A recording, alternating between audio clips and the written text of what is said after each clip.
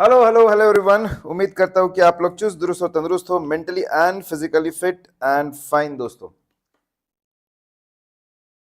तो दोस्तों आज हमारा लास्ट सेशन है रैपिड रिवीजन का। हम लोगों ने सारे चैप्टर्स हम खत्म कर रहे हैं। आज आखिरी चैप्टर पे है हम लोगों ने जैसा आपको प्रॉमिस किया था लगभग उतने ही आवर्स में उसके आसपास हम लोग खत्म कर रहे हैं। इनफैक्ट अगर आप थोड़ा सा स्पीड बढ़ाकर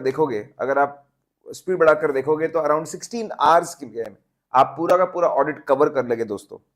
तो जो मुझे लगता है कि बहुत बढ़िया है। आपके जो अभी आने वाले जो एग्जाम्स है उसमें आपके बीच में जो गैप है 3 दिन का, दोस्तों जरा सोच के देखिए। अगर आप 15 घंटे में पूरा कोर्स एक बार कर लेते हैं और ऊपर से, ठीक है, मैं आपको क्यूएनए भी करके दे रहा हूं, लगभग 12 घंटे में मैं आपको क्यूएनए भी करके दे रहा हूं। 12 घंटे के क्यूएनए और 15 घंटे का कोर्स अगर आप कर लेते दोस्तों, ठीक है, तो क्या जबरदस्त आपकी तैयारी होगी और आप इसको मल्टीपल टाइम्स कर सकते हैं। चलिए दोस्तों शुरू करते हैं ये जो आखिरी चैप्टर है उससे। तो दोस्तों ये जो चैप्टर है, चैप्टर नंबर 5, इसके अंदर 3 पार्ट्स है। दे 3 पार्ट्स, 3 पार्ट्स है। एक है लायबिलिटी साइड का ऑडिट, फिर उसके बाद में है एसेट साइड का ऑडिट, और फिर audit of income and expenses. कुछ कॉन्सेप्ट्स में ओवरऑल ऑडिट प्रोसीजर है फाइनेंशियल आइटम की, जैसे शेयर कैपिटल को ओवरऑल कैसे चेक करना वो बताया। लेकिन कुछ फाइनेंशियल आइटम में असर्शन वाइज प्रोसीजर दिए, जैसे बोरोइंग है, एग्जिस्टेंस चेक करना वो कैसे अलग से बताया है, वो अलग से आपको बताया हुआ है, एंड सो ऑन। तो कहीं पे ओवरऑल ऑडिट प्रोसीजर्स है और कहीं कहीं पे आपको असर्शन वाइज ऑडिट प्रोसीजर मिलने वाली है। ये चैप्टर बहुत ही बल्कि है, बहुत ही बड़ा है। लेकिन हमारे चार्ट्स क्या बताओ आपको, बड़े प्यारे चार्ट्स है, बड़े आसानी से आप पूरा का पूरा चैप्टर कवर कर पाएंगे दोस्तों। मेरे साथ आपको एक पूरा चैप्टर का ओवरव्यू मिल जाएगा, हमारा पढ़ाने का तरीका, हमारे चार्ट्स, कैसे पढ़ना, क्या करना, वो आपको सब मिल जाएगा।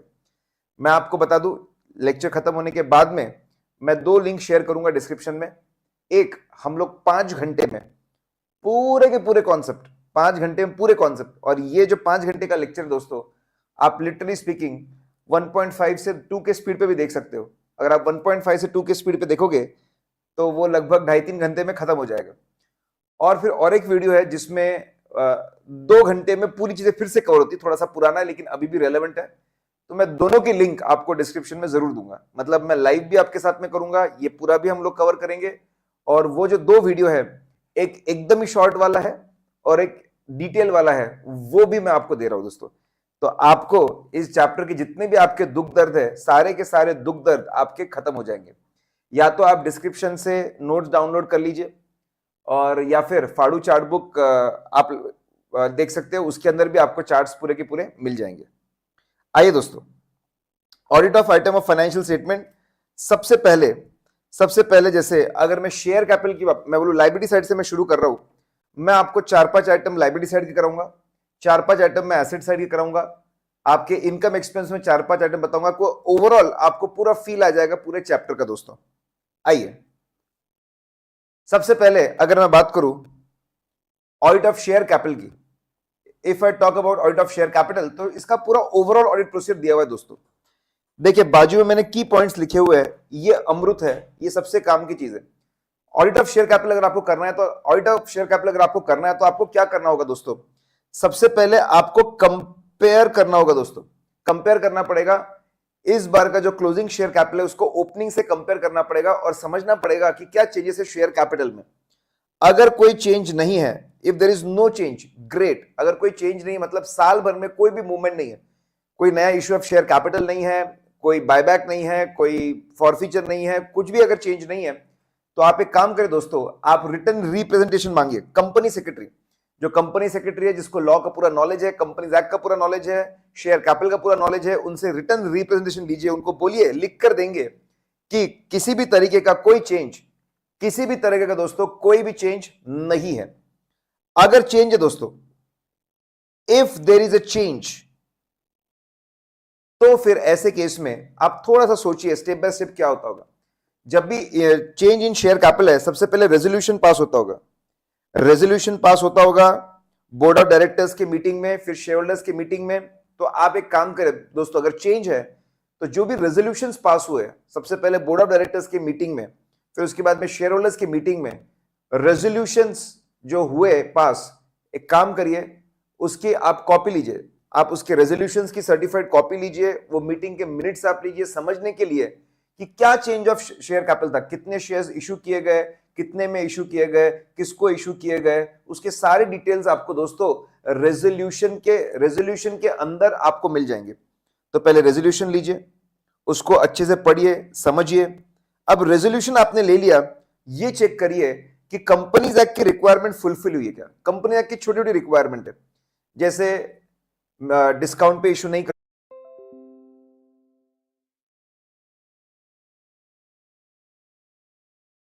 ओके दोस्तों। तो अब इसके बाद में जब आपने सारे टेक्निकल डिटेल्स देख लिए कि भाई सब बराबर चल रहा है, सब बराबर है, बराबर रेजोल्यूशंस पास हुए हैं, सारे रिक्वायरमेंट फुलफिल किए हैं, अब आप जाकर देख लीजिए ऑथराइज शेयर कैपिटल इनका कितना है। ठीक है, ऑथराइज शेयर कैपिटल अगर आपको चेक करना है तो आपको आपके मेमोरेंडम ऑफ एसोसिएशन एमओए में आपको मिल जाएगा, और एमसी के वेबसाइट पे भी आपको ऑथराइज शेयर कैपिटल मिल जाएगा दोस्तों। वहां से चेक कर लीजिए कि जो आपका ऑथराइज शेयर कैपिटल है वो बराबर है कि नहीं है। साथ में आपको यह भी चेक करना पड़ेगा दोस्तों कि भाई क्या ये ऑथराइज शेयर कैपिटल सफिशिएंट है कोई इंक्रीज इन शेयर कैपिटल को अकोमोडेट करने के लिए। देखिए, जब भी हम लोग शेयर इशू करते हैं सबसे पहले हमको देखना पड़ता है ऑथराइज शेयर कैपिटल कितना है और वो क्या सफिशिएंट है क्या इशू ऑफ शेयर कैपिटल को एब्जॉर्ब करने के लिए, अकोमोडेट करने के लिए। अब अगर बराबर है तो आपने बहुत सारे फॉर्म्स, आपको शेयर कैप आपने सारे रिक्वायरमेंट फुलफिल किया, आपको फॉर्म्स भरने पड़ते। SS7 ऑथराइज शेयर कैपिटल की इंक्रीज के लिए फॉर्म भरा है कि वो देखिए, PS3 increase in paid up share capital, authorise share capital के लिए SS7, paid up share capital के लिए PS3। अगर foreign currency FDI foreign direct investment हुआ है तो foreign currency gross provisional return, foreign currency में कितना पैसा लगा है उसका gross return, foreign currency gross provisional return, ये आपको फॉर्म फाइल करना पड़ता है। ये सारे फॉर्म में से डिटेल जो भी मिल रहे हो मैच होने चाहिए। स्पेशल पॉइंट की अगर बात करें तो आप देखिए whether shares are issued for cash और for consideration other than cash, या फिर काइंड में। उसको देखिए, अगर कैश है तो कैश आपको मिल रहा है ना, इन काइंड है तो इन काइंड में जो भी चीज थी वो आपको मिल रही है ना। दोस्तों, अगर ये बातों का आप ध्यान रखेंगे तो बहुत सिंपल है। अगर आपको शेयर कैपिटल का ऑडिट करना है, आप सिंपल क्लोजिंग बैलेंस को ओपनिंग से कंपेयर करेंगे, अगर चेंज नहीं है तो कंपनी सेक्रेटरी रिटर्न रिप्रेजेंटेशन आप ले लेंगे, अगर चेंज है सबसे पहले रेजोल्यूशन पास करते उसकी सर्टिफाइड कॉपी लेंगे, कंपनी का कंप्लायंस, सेबी का कंप्लायंस आप देखेंगे। रेजोल्यूशंस पास होने के बाद में शेयर जब इशू करने होते हैं, ऑथराइज शेयर कैपिटल इशू होने के बाद में आपके फॉर्म्स फिलअप करने पड़ते हैं। तो ऑथराइज शेयर कैपिटल के इंक्रीज का SS7, paid up share capital का PS3, FCGPR, ये सारे फॉर्म से चीजें मैच होनी चाहिए। आखिरी में देखिए फॉर कैश की आइंड है। गाइस, पूरा मजा जो है वो फ्लो के अंदर है। अगर दोस्तों आप लोगों ने फ्लो को पकड़ लिया ना, अगर दोस्तों आप लोगों ने इस फ्लो को पकड़ लिया तो आपको सब कुछ याद हो जाएगा और आप एक एक करके हेडिंग डाल करके एक एक करके आप सभी बातें लिखते जाओगे। आपका बड़ा प्यारा 1 से 1.5 पेज का बहुत ही प्यारा, बहुत आसान आपका पूरा कॉन्सेप्ट बन जाएगा दोस्तों। ठीक है, आइए अब शेयर कैपिटल के बाद में अगर मैं बात करूं तो मैं नेक्स्ट, जैसा मैंने आपको बताया दोस्तों, मैं 4-5 चीजें आपकी लायबिलिटी साइड की लेना चाहता हूं, 4-5 चीजें मैं आपकी एसेट साइड की लेना चाहता हूं, 4-5 चीजें मैं इनकम एक्सपेंस की लेना चाहता हूं। पूरा एक फुल कवरेज मैं आपको देना चाहता हूं दोस्तों। और बिल्कुल चिंता मत करिए, मैं आपको 2 वीडियो दे रहा हूं, एक 5 घंटे में डिटेल रिविजन है और एक लगभग 2 घंटे उससे कम में आपका बहुत ही कट टू कट रिविजन है, वो भी आपको देने वाला दोस्तों। सर ये लेक्चर के अंदर लेकिन आपको एक फील आना जरूरी है, एक फ्लो समझना जरूरी है, ये दोनों के बीच का है दोस्तों।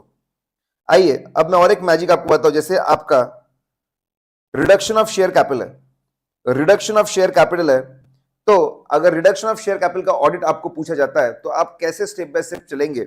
सबसे पहले आपको बात करना पड़ेगा types of reduction of share capital. अगर कंपनी के पास में पैसा एक्सेस हो जाता है तो वो क्या कर सकते हैं कि एक्सेस जो पैसा है उसको रीपे कर सकते हैं। जो भी एक्सेस पैसा है, जो भी एक्सेस पैसा है दोस्तों, जो भी एक्सेस पैसा है उसको रीपे कर सकते हैं। अगर कोई अनपेड शेयर कैपिटल था, अनकॉल्ड शेयर कैपिटल था, उसको कैंसिल कर सकते हैं। अगर आपके पास में एक्सेस पैसा है तो पहले आप पेड अप शेयर कैपिटल को आप रीपे कर दीजिए, या फिर एक काम करिए, जो अनपेड शेयर कैपिटल उसको कैंसिल कर दीजिए कि भाई अब हमको पैसों की और जरूरत नहीं है। और एक चीज होती है दोस्तों, ठीक है, आप आपके पेड अप शेयर कैपिटल को रिड्यूस कर सकते हैं। क्यों रिड्यूस कर सकते हैं? देखिए, आप लोगों ने इंटरनल रिकंस्ट्रक्शन में पढ़ा होगा रिकंस्ट्रक्शन अकाउंट में बहुत सारा लॉस जमा हो गया, एसेट के राइट ऑफ का, लायबिलिटी के इंक्रीज करने का। बहुत सी बार कंपनी के अंदर बहुत सारा लॉस जमा हो जाता है, उसको राइट ऑफ करने के लिए दोस्तों शेयर कैपिटल को रिड्यूस किया जाता है। तो आप पहले बताएंगे टाइप्स ऑफ रिडक्शन। एक्सेस पैसा है तो उसके रिडक्शन के लिए भी शेयर कैपिटल उसको रीपे करने के लिए भी किया जाता है, या फिर लॉसेस को एडजस्ट करने के लिए, कॉम्पनसेट करने के लिए भी रिडक्शन ऑफ शेयर कैपिटल होता है। सबसे पहले प्री कंडीशन फुलफिल करनी होगी। प्री कंडीशन क्या है दोस्तों? आर्टिकल ऑफ एसोसिएशन ने रिडक्शन ऑफ शेयर कैपिटल को अलाउ करना चाहिए और किसी तरह का डिफॉल्ट नहीं होना चाहिए इन रीपेमेंट ऑफ डिपॉजिट और पेमेंट ऑफ इंटरेस्ट दौरान। भाई आप शेयर कैपिटल शेयर होल्डर्स को पैसा लौटाना चाहते हैं, बिल्कुल लौटाओ, लेकिन प्लीज डिपॉजिट का पैसा कोई मत रुकवाओ, ना उनके डिपॉजिट का पैसा ना उनके इंटरेस्ट का पैसा। पहले टाइप समझाओ, फिर बोलो प्री कंडीशन है, एओए ने अप्रूव करना चाहिए और कोई डिफॉल्ट नहीं होना चाहिए इन रीपेमेंट ऑफ डिपॉजिट या उसके ऊपर का इंटरेस्ट। फिर स्पेशल रेजोल्यूशन पास होना चाहिए। स्पेशल रेजोल्यूशन पास होना चाहिए कि भाई अब ये जो स्पेशल रेजोल्यूशन है इसके अंदर सारी डिटेल्स होनी चाहिए। पहले से एक्सपेक्टेड स्टेटमेंट सर्कुलेट होना चाहिए, उसमें बताना चाहिए कितना रिडक्शन ऑफ शेयर कैपिटल है, किस पर्पस के लिए है, कितना रिड्यूस होगा, सारी डिटेल्स लोगों तक पहुंचनी चाहिए और स्पेशल रेजोल्यूशन फिर पास होना चाहिए। पास होने के बाद ट्रिब्यूनल के पास जाना चाहिए पूरी की पूरी चीज कि भाई reduction of share capital. Tribunal चीजों को स्टडी करेगा, एनालाइज करेगा, ऑर्डर पास करेगा, ठीक है। और ऑर्डर जो पास करेगा चेक करना पड़ेगा कि उस ऑर्डर से कंप्लायंस है ना।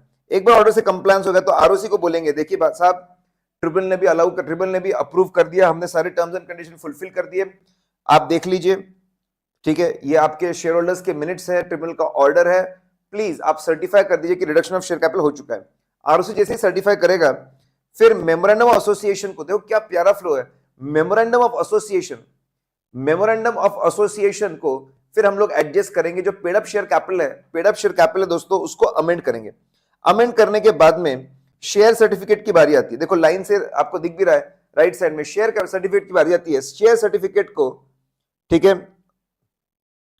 ओल्ड सर्टिफिकेट को चेंज किया जाएगा या तो उसको चेंज करके न्यू इशू किया जाएगा, फिर पुराने वाले को ही अमेंड किया जाएगा। फाइनली अकाउंटिंग एंट्री पास करनी पड़ सकती है, अकाउंटिंग एंट्री पास की जाएगी रेजोल्यूशन के हिसाब से। फिर आखिरी में जब आपकी बैलेंस शीट बनेगी तो बैलेंस शीट के बाजू में एंड रिड्यूस लिखा जाएगा, सबको बताने के लिए कि ये balance sheet after reduction of share capital है। और नोट्स अकाउंट्स में डिस्क्लोज किया जाएगा 5 साल के लिए कि reduction of share, revaluation of asset हुआ था, रिडक्शन ऑफ शेयर कैपिटल हुआ था, 5 साल के लिए डिस्क्लोज किया जाएगा। दोस्तों 9 बातें थी, एक बार फिर से आपको बता रहा हूं 9 बातें। पहले आप types of reduction of share capital बताएंगे, एक्सेस पैसे को रीपे करने के लिए रिडक्शन होता है, अनकॉल कैपिटल कैंसिल करने के लिए होता है, कभी कभी लॉसेस को एडजस्ट करने के लिए रिडक्शन होता है। प्री कंडीशन है भाई साहब कि एओए ने अलाउ करना चाहिए और डिपॉजिटर्स ने डिपॉजिट का डिफॉल्ट नहीं होना चाहिए। स्पेशल रेजोल्यूशन पास होना चाहिए, पहले शेयर होल्डर पास करेंगे, फिर ट्रिब्यूनल ने अप्रूव करना चाहिए, फिर आरओसी ने सर्टिफाई करना चाहिए, हाँ भाई आपने शेयर होल्डर का रेजोल्यूशन भी हो गया, ट्रिब्यूनल का भी ऑर्डर पास हो चुका है। फिर एमओए अमेंड होगा, फिर शेयर सर्टिफिकेट चेंज होंगे, फिर अकाउंटिंग एंट्री पास होगी, फिर बैलेंस शीट के हेडिंग में और नोट्स टू अकाउंट्स में डिस्क्लोजर होगा 5 सालों के लिए। दोस्तों तो ये रिडक्शन देखो, पूरा गेम ये फ्लो चार्ट्स का है, पूरा गेम जो है ये फ्लो का है दोस्तों। अगर ये फ्लो आपको बन जाए ना, ये फ्लो आपको मिल जाए, ये फ्लो आपको बन जाए दोस्तों, तो बहुत ही प्यारा, बहुत प्यारा आपके दिमाग में एक बार में फिट हो जाएगा दोस्तों, ठीक है। आइए दोस्तों, तो मैंने आपको शेयर कैपिटल के बारे में बताया, रिडक्शन ऑफ शेयर कैपिटल के बारे में बताया।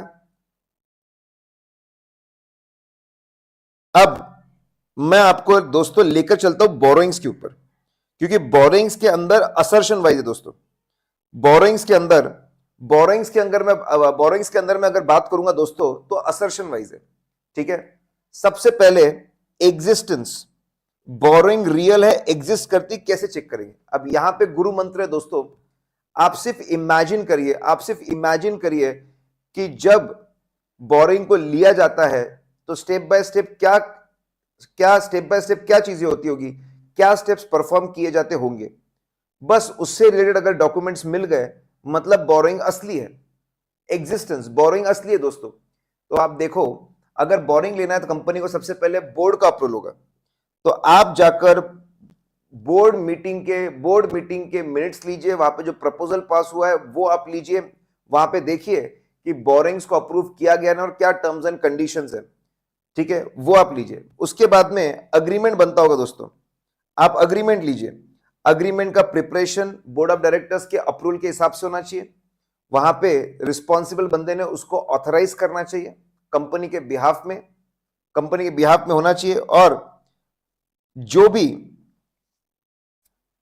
भी अग्रीमेंट बना है, जो भी अग्रीमेंट बना है दोस्तों, ठीक है, लिसन गाइस, जो भी अग्रीमेंट बना है उसके हिसाब से काम होना चाहिए। वहां पे जो भी अमाउंट बोला था, इंटरेस्ट रेट बोला था, फ्रीक्वेंसी बोली थी, उसके हिसाब से चीजें होनी चाहिए। तो दोस्तों बहुत सिंपल है, पहले बोर्ड का अप्रूवल होगा, आप उसके मिनट्स लीजिए और देखिए उसमें क्या अप्रूव किया है, फिर अग्रीमेंट बनेगा। अग्रीमेंट बना बराबर है ना, ऑथराइज सही बंदे ने किया ना, उसका कंप्लायंस होना है ना। अग्रीमेंट के बाद में जब रेगुलरली रीपेमेंट चलता रहेगा, इंटरेस्ट पेमेंट चलता रहेगा, आखिरी में डिस्चार्ज होता है। अगर डिस्चार्ज हुआ है तो देखिए कि discharge as per agreement discharge हुआ है ना, डिस्चार्ज होने के बाद में उतनी लायबिलिटी दिखनी नहीं चाहिए। और अगर कोई एसेट के ऊपर चार्ज था तो वो चार्ज अब कैंसिल हो जाना चाहिए, खत्म हो जाना चाहिए। लोन ले लिया, यूज कर लिया, कुछ समय बाद अगर आप उसको रीपे कर रहे हो तो वो दिखना नहीं चाहिए, ठीक है, सही तरीके से रीपे होना चाहिए और चार्ज ऑफ द एसेट्स खत्म हो जाना चाहिए। फिर ईयर एंड में देखो ये पूरा फ्लो में था दोस्तों, एक पूरा डिस्चार्ज था, एक फ्लो में था ना। पहले अप्रूवल होता है, अप्रूवल के बाद में अग्रीमेंट बनता है, सही अग्रीमेंट बनता है, उसके बाद में जब पैसा यूज कर लिया उसके बाद में डिस्चार्ज ऑफ लायबिलिटी होती है। ईयर एंड में हम लोग एक्सटर्नल कंफर्मेशन लेंगे कि भाई बुक्स में जितना हमको बोरिंग दिख रहा है सही में उतना बोरिंग है ना, उससे ज्यादा बोरिंग तो नहीं है ना, उतना ही इंटरेस्ट है ना, टर्म्स एंड कंडीशन उतनी है ना। रिटर्न रिप्रेजेंटेशन भी लेंगे कंप्लीटनेस के लिए कि इतनी ही बोरिंग मैंने ली, इससे ज्यादा बोरिंग मैंने ली नहीं है, ये वैलिड क्लेम्स है, सही क्लेम्स है। रिटर्न रिप्रेजेंटेशन भी लेंगे मैनेजमेंट से। तो दोस्तों पूरा एक प्यारा सा बन गया आपका, ठीक है। वापस एक बार बता रहा हूं, पहले बोर्ड का अप्रूवल, फिर उसका अग्रीमेंट, फिर डिस्चार्ज, फिर एक्सटर्नल कंफर्मेशन, फिर रिटर्न रिप्रेजेंटेशन। एग्जिस्टेंस पूरा फ्रीज हो गया। और मैंने आपको बोला प्रैक्टिकल लाइफ को थोड़ा सा इमेजिन करिए, प्रैक्टिकल लाइफ को आप थोड़ा सा इमेजिन करिए, आपको पूरा फ्लो मिल जाता है। और आखिरी में एक्सटर्नल कंफर्मेशन और रिटर्न रिप्रेजेंटेशन, दो डॉक्यूमेंट ले लीजिए, आपका एग्जिस्टेंस हो गया दोस्तों। 3 से 4 मार्क के लिए आएगा, 3 से 4 मार्क के लिए आएगा आपको एग्जिस्टेंस ऑफ बोरोइंग की बातें, एग्जिस्टेंस ऑफ बोरिंग की बातें 3 से 4 मार्क। अब मैं आपको बताऊं कंप्लीटनेस। दोस्तों कंप्लीटनेस को चेक करना तो बहुत आसान है, बहुत ही सिंपल, बहुत ही आसान है, ठीक है। आपको कंप्लीटनेस के लिए क्या करना पड़ेगा दोस्तों, आइए, ठीक है। आपको कंप्लीटनेस के लिए आपको कंप्लीटनेस के लिए क्या करना पड़ेगा दोस्तों, तो हमारा सबसे पहले कंप्लीटनेस में बहुत जगह यही चीज है, जैसे एग्जिस्टेंस का मैंने गुरु मंत्र बताया, हर जगह नहीं लगता, लेकिन बहुत जगह ऐसा लगता है। बस प्रैक्टिकल फ्लो को इमेजिन करिए, जितने डॉक्यूमेंट, जितनी चीजें होती है उतने डॉक्यूमेंट्स अगर दिख गए तो इट प्रूव करता है कि बोरोइंग असली है। अब अगर मैं बात करूं कंप्लीटनेस की, दोस्तों बोरोइंग का कंप्लीटनेस चेक करना बहुत आसान है। पहले आप शेड्यूल ले लीजिए, बोरोइंग का आप डिटेल शेड्यूल ले लीजिए। शेड्यूल कैसा होगा, शेड्यूल के अंदर होगा opening balance plus addition minus repayment is equal to closing, ये होगा। अब आप सबसे पहले ओपनिंग के चेक करने के बारे में बात करिए। ओपनिंग आप चेक करिए कि भाई पिछले बार के जो ऑडिट फाइनेंशियल स्टेटमेंट्स है उससे मैच हो रहा है क्या, वहां का बैलेंस और ओपनिंग बैलेंस मैच होना चाहिए। इस करके जो एडिशन है बोर्ड ऑफ डायरेक्टर्स के मिनट्स अग्रीमेंट से मैच हो रहे ना। इस बार के जो रीपेमेंट्स है, ठीक है, वापस अग्रीमेंट के हिसाब से रीपेमेंट हो रहा है ना, ऑथराइज्ड है ना, बैंक से मैच हो रहा है ना। क्लोजिंग बैलेंस में आप अरिथमेटिकल एक्यूरेसी चेक कर लीजिए और देखिए शेड्यूल का क्लोजिंग बैलेंस और जनरल लेजर का क्लोजिंग बैलेंस दोनों एक में से मैच करने चाहिए। तो जब आप कंप्लीटनेस की बारी आई तो आप देखिए कितनी चीजें होती है, शेड्यूल बनवाई है और शेड्यूल का हर एलिमेंट मैच होना चाहिए। आखिरी में, ठीक है, नाउ इसमें ध्यान रखना दोस्तों, क्लोजिंग बैलेंस आपके जो सब्सिक्वेंट ट्रांजैक्शन है, ईयर एंड के बाद की जो ट्रांजैक्शन है, वो गलती से भी इस साल नहीं आना चाहिए, ना इस साल के ट्रांजैक्शन अगले साल जाना चाहिए, ना अगले साल के इस साल आने चाहिए। आप सब्सिक्वेंट ट्रांजैक्शन जाकर चेक करिए, गलती से इस साल के ट्रांजैक्शन अगले साल तो नहीं चले गए। कंप्लीटनेस हम लोग चेक कर रहे हो, चेक करना बहुत जरूरी है। लास्ट में डायरेक्ट कंफर्मेशन लीजिए, पूरी जो बोरिंग का अमाउंट है वो लीजिए, टर्म्स एंड कंडीशन लीजिए, इंटरेस्ट लीजिए, सारी चीजें लेना चाहिए। अगर रिप्लाई नहीं आया तो वापस आपको इसको भेजना चाहिए, ऑल रिलेवेंट इंफॉर्मेशन आने के बाद कंपेयर करिए कोई डिफरेंस है क्या, रिप्लाई नहीं मिले तो रिमाइंडर्स भेजिए। तो देखिए दोस्तों, आपको पहले शेड्यूल की बात करनी है, शेड्यूल की बात करनी है, शेड्यूल लेना है। ओपनिंग को कैसे चेक करेंगे, एडिशन कैसे चेक करेंगे, रीपेमेंट को कैसे चेक करेंगे, क्लोजिंग को कैसे चेक करेंगे, पहले उसकी बात करें। फिर आखिरी में डायरेक्ट कंफर्मेशन आप किस किस चीज के लिए लेंगे उसकी बात करें। रिप्लाई नहीं में तो रिमाइंडर भेजेंगे हम लोग। तो मोटा मोटी अगर आप देखेंगे तो एक बात शेड्यूल की हुई, उससे आपको बातें याद आ जाएगी। फिर एक बात डायरेक्ट कंफर्मेशन की हुई, उससे आपको बातें याद आ जाएगी। दोस्तों ऐसे ग्रुपिंग कर करके पढ़ना पड़ता है, ब्रॉड हेडिंग्स पढ़नी पड़ती है, ग्रुपिंग कर करके पढ़ना पड़ता है दोस्तों। ब्रॉड हेडिंग्स जो होती है, ब्रॉड हेडिंग्स आपको पढ़ना जरूरी है दोस्तों, तभी आप चीज को रिटेन कर पाएंगे और आप उसको अच्छे से लिख पाएंगे। आइए दोस्तों, अगर मैं वैल्यूएशन की बात करता हूं, ठीक है, वैल्यूएशन की बात करता हूं तो यहां पे शॉर्टकट मैंने बोला है लाफो। वैल्यूएशन के लिए लाफो, लाफो हंसो, ठीक है, हंस हंस के वैल्यूएशन चेक करो, लाफो कर करके वैल्यूएशन को चेक करो। मतलब हमको चेक करना है कि जो बैलेंस दिख रहा है, जो अमाउंट दिख रहा है, वो बराबर है कि नहीं। L stand for loan agreement. जो भी बैलेंस दिख रहा है आपके बोरिंग का, वो अग्रीमेंट में जो बैलेंस है या डिबेंचर के ट्रस्ट डीड में जो बैलेंस है वहां से मैच करना चाहिए दोस्तों। अकाउंटिंग पॉलिसी बहुत जरूरी है। अकाउंटिंग पॉलिसी बहुत जरूरी है कि बोरिंग को किस तरीके से रिकॉर्ड किया जा रहा है। अभी एट इंटर लेवल आपको बहुत सिंपल अकाउंटिंग होती है बोरिंग की, cash bank account debit to borrowing account credit, बहुत सिंपल सी अकाउंटिंग होती है। लेकिन जैसे आप हायर लेवल पे जाएंगे, इंडेक्स पे जाएंगे, तो बोरिंग को बुक करने का तरीका बदल जाता है दोस्तों, ठीक है। बोरिंग्स में देखते हैं कितना कैश आउटफ्लो, उसकी प्रेजेंट वैल्यू पे उसको बुक किया जाता है दोस्तों, ठीक है। तो उसका तरीका बहुत बदल जाता है और उसका डायरेक्ट अकाउंटिंग पॉलिसी बहुत बदल जाती है, उसका डायरेक्ट इंपैक्ट अमाउंट पे, वैल्यूएशन पे होता है। तो लेकिन आपको ज्यादा डिटेल में जाने की जरूरत नहीं है दोस्तों। Then F stand for foreign currency loan है तो सही रेट पे कन्वर्ट हुआ है ना।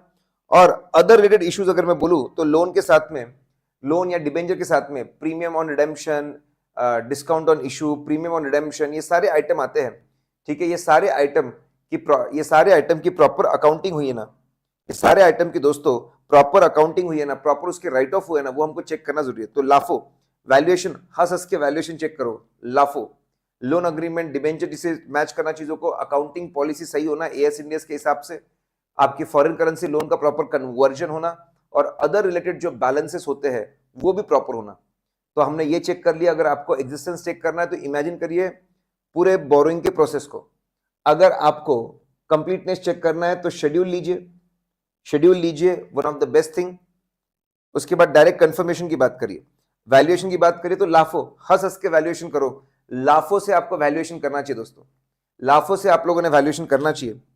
आइए दोस्तों, डिस्क्लोजर्स की अगर हम लोग बात करें, शेड्यूल 3 के अंदर डिस्क्लोजर्स दिए हुए दोस्तों, they have given disclosures in schedule 3, ठीक है।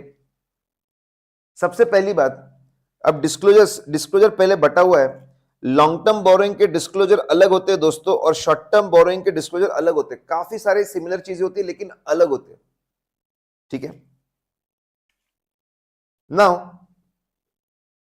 सब क्लासिफिकेशन, आपको सब क्लासिफिकेशन के बारे में कि भाई लॉन्ग टर्म बोरोइंग के अंदर सब क्लासिफिकेशन है, उसका शॉर्टकट है टोल्ड। आपको बताना पड़ेगा टर्म लोन, टोल्ड, आपको टोल्ड वाला सब, आपको लॉन्ग टर्म बोरोइंग में सब क्लासिफिकेशन देना पड़ेगा। Told, T for term loans, term loans from bank कितना है, रिलेटेड पार्टी कितना है, कितना आपने लॉन्ग टर्म बोरोइंग उठाया है अपने बैंक और रिलेटेड पार्टी, वो अलग से आपको डिस्क्लोज करना पड़ेगा। फिर उसके बाद में ओ स्टैंड फॉर, यहां पे जितनी बातें दी है इसके अलावा अगर कोई लोन्स एंड एडवांसेस लिए है तो उस बोरोइंग को अलग से बताना पड़ेगा। Loans and advances of related party अलग से बताना पड़ेगा। Long term maturity of finance lease भी एक तरह का बोरोइंग है, तो उसमें लॉन्ग टर्म मैच्योरिटी कितनी है वो अमाउंट भी लॉन्ग टर्म लोन में आएगा, दिखाना पड़ेगा। डीज फॉर, तो आपके 2 एल है, loans and advances from related party और long term maturity of finance lease obligation. D for deposits, deposits के आपके लॉन्ग टर्म बोरोइंग में आते हैं। डेफर्ड पेमेंट लाइबिलिटीज, आपने खुद ही बोला है कि ओवर पीरियड ऑफ टाइम कुछ सालों में पे करेंगे, वो भी लॉन्ग टर्म बोरोइंग में आएगा। और डिबेंचर्स एंड बॉन्ड्स, ठीक है। जो टोल्ड वाले आइटम्स है ये आपको डिस्क्लोज, तो आपको सबसे पहले सब क्लासिफिकेशन, टोल्ड का जो सब क्लासिफिकेशन है उसके हिसाब से आपको मॉनिटरी डिटेल्स देने पड़ेंगे नोट्स टू अकाउंट्स में। फिर आपको सिक्योरिटी और रीपेमेंट का डिस्क्लोजर देना पड़ेगा। पहले आपको याद होना चाहिए, पहले सब क्लासिफिकेशन की बात हुई, टोल्ड आपका शॉर्टकट था, उसके बाद में डिस्क्लोजर्स की हम लोगों ने बात की। डिस्क्लोजर्स की हम लोगों ने बात की, आपको बताना पड़ेगा सिक्योरिटी के हिसाब से कितना सिक्योर्ड है और कितना अनसिक्योर्ड है, कितना सिक्योर्ड है कितना अनसिक्योर्ड है, ये आपको बताना पड़ेगा। Nature of security for each boring, ठीक है। आपको बताना पड़ेगा कितना सिक्योर्ड है कितना अनसिक्योर्ड है।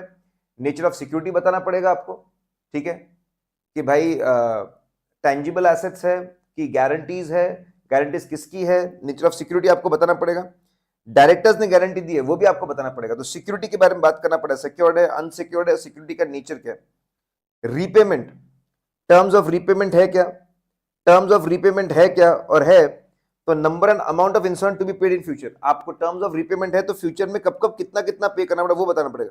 रीपेमेंट में अगर डिफॉल्ट है वो भी बताना पड़ेगा, कितने अमाउंट का डिफॉल्ट कितने, तो आपको रीपेमेंट के टर्म्स है क्या वो बताओ, कितने कितने अमाउंट आपको पे करना है वो बताओ, कोई डिफॉल्ट है तो वो बताओ दोस्तों।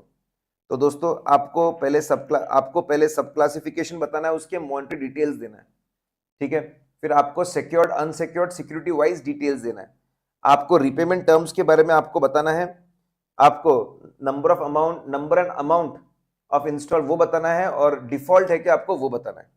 तो दोस्तों डिस्क्लोजर भी है। देखो दोस्तों शेयर कैपिटल मैंने आपको बता दिया, रिडक्शन ऑफ शेयर कैपिटल मैंने आपको बता दिया, बोरिंग में एग्जिस्टेंस कैसे चेक करना आपको बताया, कंप्लीटनेस चेक कैसे करना वो बताया, वैल्यूएशन कैसे चेक करना वो आपको बताया, और अभी डिस्क्लोजर्स की बात भी मैंने करी दोस्तों, लॉन्ग टर्म जो बोरिंग के डिस्क्लोजर्स है मैंने उसकी बात कर ली, ठीक है। अगर शॉर्ट टर्म बोरिंग है दोस्तों, शॉर्ट टर्म बोरिंग में भी आपको सिमिलर काइंड के सब क्लासिफिकेशन देने पड़ते हैं। डीआरडीओ तो कितने लोन ऑन डिमांड है, कितने लोन ऑन डिमांड है वो आपको बताना पड़ेगा, कितने लोन रेट पार्टी से वो आपको बताना पड़ेगा, कितने आपके डिपॉजिट्स है शॉर्ट टर्म वो आपको बताना पड़ेगा, अदर लोन्स डीआरडीओ आपको डिटेल्स देने पड़ते हैं। यहां पर भी सिक्योर्ड है, अनसिक्योर्ड है, नेचर ऑफ सिक्योरिटी बतानी पड़ेगी, आपको रीपेमेंट टर्म्स है कि उसके बारे में बताना पड़ेगा, ठीक है। रीपेमेंट के बारे में कितने रीपेमेंट है वो बताना पड़ेगा, डिफॉल्ट है वो बताना पड़ेगा, current maturity of long term borrowing, भाई लॉन्ग टर्म बोरिंग का अभी कुछ समय में अगर पे करना है तो करंट मैच्योरिटी बोलते हैं, एक साल में कुछ रीपे करना है वो आपको अलग से बताना पड़ेगा। तो इसके भी डिस्क्लोजर काफी सारे आपके लॉन्ग टर्म बोरिंग से ही रिलेटेड है। शॉर्ट टर्म बोरिंग का बस एक ही चीज जिसका चार्ट नहीं था वो मैंने अलग से आपको यहाँ पे बताया हुआ है।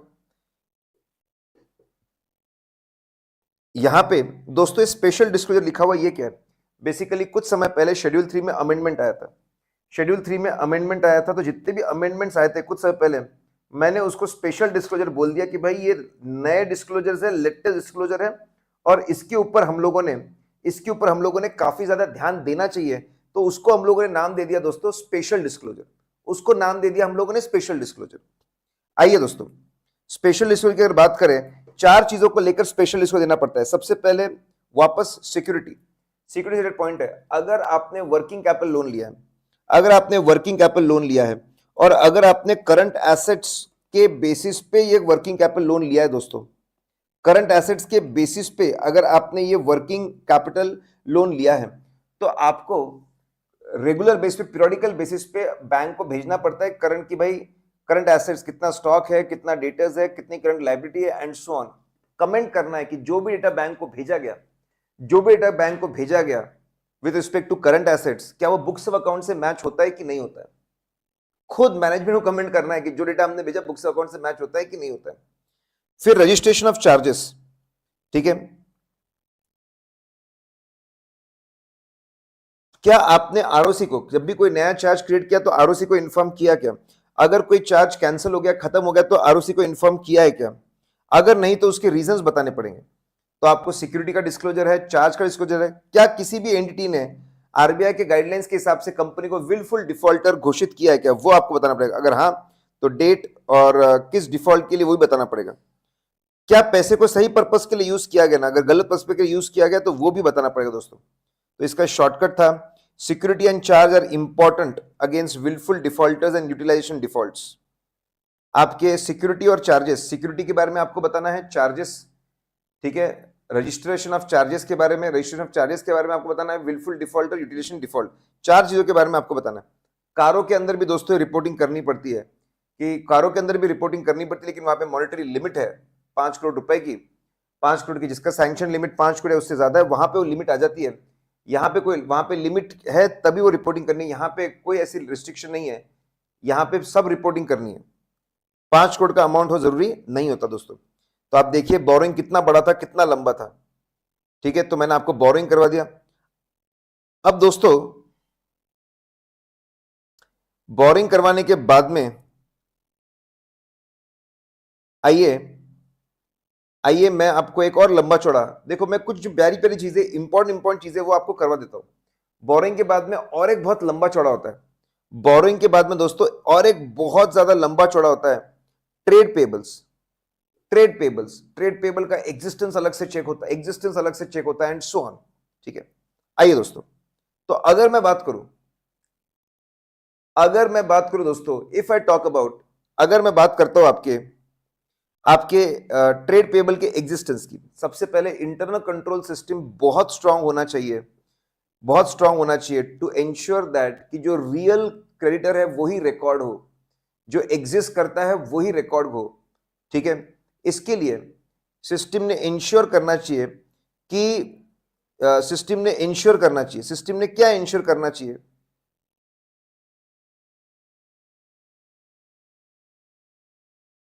सिस्टम ने क्या इंश्योर करना चाहिए, सिस्टम ने एक बहुत ही सिंपल सी चीज, सिस्टम ने सिस्टम ने एक बहुत ही सिंपल सी चीज इंश्योर करनी चाहिए कि भाई जब तक गुड्स एंड सर्विसेज मिल नहीं जाते, खर्चा इनकर हो नहीं जाता, परचेस और क्रेडिटर बुक नहीं होना चाहिए। Only when goods and services are received, expenditure is really incurred, तभी जाकर परचेस बुक होना चाहिए, क्रेडिटर बुक होना चाहिए, असली चीजें ही बुक होनी चाहिए।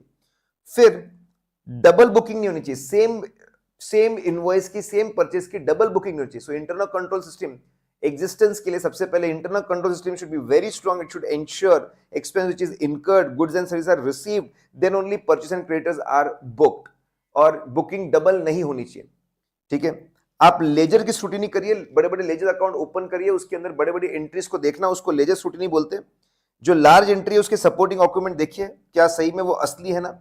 आप एजिंग भी देखिए, आप एजिंग डेटर्स क्रेडिटर्स आपके कितने पुराने हैं, उसको वो एजिंग मैच करे, जनरल एसेट से मैच कर रहे हैं। बहुत अगर पुराने बैलेंसेस है तो डाउट होता है एग्जिस्टेंस के ऊपर। तो पहले आप इंटरनल कंट्रोल सिस्टम पे बात करिए, फिर आप लेजर की स्क्रूटिनी और एजिंग पे बात करिए। ठीक है, इससे आपको समझ में आएगा कि भाई ये क्रेडिटर्स असली, तो कंट्रोल्स अगर स्ट्रांग होते हैं तो क्रेडिटर असली होने के चांसेस बढ़ जाते हैं, लेजर से चीजें मैच होती है, चीजें बढ़ जाती है। एग्जिस्टेंस अभी खत्म नहीं हुआ दोस्तों, सबसे इंपॉर्टेंट चीज है डायरेक्ट कंफर्मेशन। डायरेक्ट कंफर्मेशन दोस्तों, डायरेक्ट आपका एक्सटर्नल कंफर्मेशन आता है ऐसे 505 में, और डायरेक्ट कंफर्मेशन यहां पर आता है। अगर डायरेक्ट कंफर्मेशन वर्ड यूज करें तो इसके हिसाब से जवाब दो, एक्सटर्नल कंफर्मेशन वर्ड यूज करें तो आप ऐसे 505 के हिसाब से जवाब दो। अगर आपको एग्जिस्टेंस चेक करना है तो बेहतरीन तरीका है ये, जो आपके पहले जो कुछ तरीके, इंटरनल कंट्रोल अच्छा हो, लेजर को देखो, वो तो बहुत अच्छे है, उसके बाद direct confirmation is best. Meaning क्या है? ठीक है, जब थर्ड पार्टी को बोलते हैं कि आप सीधा कंफर्म करिए इंफॉर्मेशन को डायरेक्टली टू द ऑडिटर, उसको डायरेक्ट कंफर्मेशन बोलते दोस्तों। ठीक है, that is called as direct confirmation.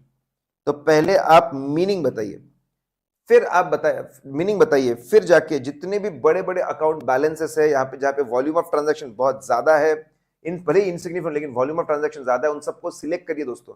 पहले डायरेक्ट कंफर्मेशन का मतलब पता होना चाहिए, आपको सिलेक्ट करना पड़ेगा किससे कंफर्मेशन हमको मंगवाना है। लेकिन जब तक वो अपनी अकाउंटिंग पूरे ना कर ले, आपको फाइनल ट्रायल बैलेंस ना दे दे, लिस्ट ना दे दे, उनको लिस्ट मत बताओ, छुपा के रखो, नहीं तो बराबर जो जो हम चुनेंगे वहां पे वो गलतियों को ठीक कर देंगे और बाकी जगह गलतियां करेंगे। तो पहले डायरेक्ट कंफर्मेशन का मतलब बताइए, बोलिए कि सिलेक्ट कर लीजिए कौन से पार्टी से हमको करना है, लेकिन अभी इन्फॉर्म मत करिए, don't ask them to, don't reveal मत कर लीजिए। पहले पूरा उनका लेजर फाइल होने दीजिए, लिस्ट फाइल होने दीजिए, उनसे हम कंसेंट ले ले। ठीक है, कंसेंट उनसे हम कंसेंट ले ले भाई, एक बार चीजें फाइनल हो गई फिर हम उनको बताएंगे कि इतने लोग हम एक्सटर्नल कंफर्मेशन भेजने वाले, कंसेंट ले लीजिए उनका। मैक्सिमम में अलाउ कर देंगे, एक हाथ में अलाउ नहीं किया तो उसका रीजन जानिए, रीजन जाने की रिफ्यूजल क्यों है, why there is a refusal. आपको देखना पड़ेगा कि क्यों मना किया जा रहा है, उसका वैलिड रीजन है कि नहीं है।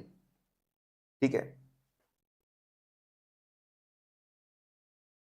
ना, लिसन गाइस, वैलिड रीजन है तो अच्छी बात, नहीं तो ऑल्टरनेटिव प्रोसीजर हमको लगाना पड़ेगा। फिर आपको हम एक बार पक्का हो गया इतने लोगों से कंफर्मेशन मांगेंगे, हमको उनको बोला पड़ेगा कि भाई रिक्वेस्ट करना पड़ेगा, लेटर बना के दीजिए। भाई जब हम लेटर बनाकर देंगे तभी तो लोग रिप्लाई करेंगे, रिक्वेस्ट लेटर बना के दीजिए। रिक्वेस्ट लेटर दोस्तों देखो, डायरेक्ट कंफर्मेशन का एक फ्लो है दोस्तों, उस फ्लो में हम लोग जा रहे हैं। पहले उनके मीनिंग के बारे में बात करिए, फिर सिलेक्शन के बारे में बात करिए, रिवील मत करिए, पहले फाइन ऑन दीजिए, फिर उनका कंसेंट लीजिए। ठीक है, वो रिफ्यूज कर दे, अगर कंसेंट लीजिए रिफ्यूज तो ऑल्टरनेटिव प्रोसीजर लगाइए। फिर आपको रिक्वेस्ट आएगा लेटर का, ठीक है। तो यहां पे दो तरीके हो सकते हैं, या तो ऐसा दो तरीके हो सकते हैं, या तो हम बोलेंगे कि भाई क्रेडिटर्स की लिस्ट दिए, उसके हिसाब से सारे लेटर वो रेडी कर देंगे। लेटर्स रेडी वो करते हैं, ड्राफ्ट हम बनाते हैं, भेजते हैं उनको, सिर्फ प्रिंट करके वो हमको देते हैं, प्रिंट और सिग्नेचर करके हमको देते हैं। या फिर एक काम करिए, प्री ऑथराइज्ड ब्लैंक नेम और अमाउंट के प्री ऑथराइज ले लीजिए चीजें, मैनेजमेंट की सिग्नेचर होगी, जो हमको ठीक लगे उनको हम बनाकर भेज देंगे। तो कंफर्मेशन रिक्वेस्ट के बारे में बात करें दोस्तों। कंफर्मेशन, आपके जो एक्सटर्नल कंफर्मेशन जो रिक्वेस्ट है, इसमें आप देखिए कि भेजने वाले का एड्रेस ऑडिटर का एड्रेस बराबर है ना। अगर रिप्लाई में कोई डिस्क्रिपेंसी निकलती तो कितनी बड़ी डिस्क्रिपेंसी, उसकी छानबीन करनी चाहिए।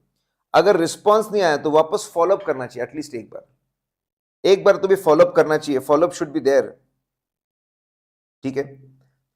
फिर दोस्तों अगर हम लोग बात करते हैं आखिरी में, स्पेशल पॉइंट में दो है, रेटेड पार्टी ट्रांजैक्शन। अगर रेटेड पार्टी ट्रांजैक्शन है दोस्तों, तो प्रॉपर ऑथराइज है ना, आर्म्स लेंथ प्राइस पे हो रहे हैं ना, वो आपको देखना पड़ेगा, प्रॉपर फाइनेंशियल स्टेटमेंट डिस्क्लोज हो रहे हैं ना। एनालिटिकल प्रोसीजर्स में बहुत सारी चीजें हम कर सकते हैं, मंथली कंपैरिजन, पिछले सालों से comparison, purchase, expense, trade, payable देखना पड़ेगा। कुछ अनयूजुअल तो वहां पे नहीं मिल रहा है दोस्तों। लेट्स सी गाइस, तो आप क्या क्या चीजें बात करने वाले हैं। आप बोलेंगे एग्जिस्टेंस के लिए इंटरनल कंट्रोल सिस्टम बड़ा प्यारा होना चाहिए, इनकर करने के बाद ही बुक हो, डबल बुकिंग उसमें ना हो। लेजर की स्क्रूटिनी बहुत अच्छा तरीका है, लेजर की स्क्रूटिनी मतलब लेजर खोल के बड़ी बड़ी एंट्रीज को चेक करना। एजिंग, फिर उसके बाद में डायरेक्ट कंफर्मेशन बड़ी प्यारी चीज है, उसका मतलब बताओ, आपको सिलेक्शन करना पड़ेगा। रिवील मत करो जब तक उनकी लिस्ट फाइनल नहीं होती, फिर रिवील करो, उनसे कंसेंट लो, जहां रीजन नहीं वहां पे ऑल्टरनेटिव प्रोसीजर लगाओ। रिक्वेस्ट लेटर ड्राफ्ट करो, प्रॉपरली एड्रेस है सबको वो चेक करो। जब आपका रिप्लाई आएगा कोई डिस्क्रिपेंसी मिलती हो, देखो नो रिस्पॉन्स है, तो वापस आपको ऑडिट प्रोसेस परफॉर्म करना पड़ेगा। स्पेशल पॉइंट में rated party transaction analytical procedures. तो देखो ट्रेड पेबल का एग्जिस्टेंस कितना बड़ा है। आपको एक मजे की बात बताओ, खुशी की बात बताओ, आपको एक मजे की बात बता रहा हूं दोस्तों, खुशी की बात बता रहा हूं। मजे की बात और खुशी की बात यह है कि जो हम ट्रेड पेबल पढ़ रहे हैं, copy paste as it is trade receivable का ही है, तो एक तीर से दो निशान हो रहे हैं यहाँ पे। ट्रेड पेबल का एग्जिस्टेंस तो चेक हो ही रहा है, साथ में कॉपी पेस्ट डेटस का भी एक्सटर्नल कंफर्मेशन है, वो भी चेक हो रहा है दोस्तों एग्जिस्टेंस के बारे में मैंने बता दिया।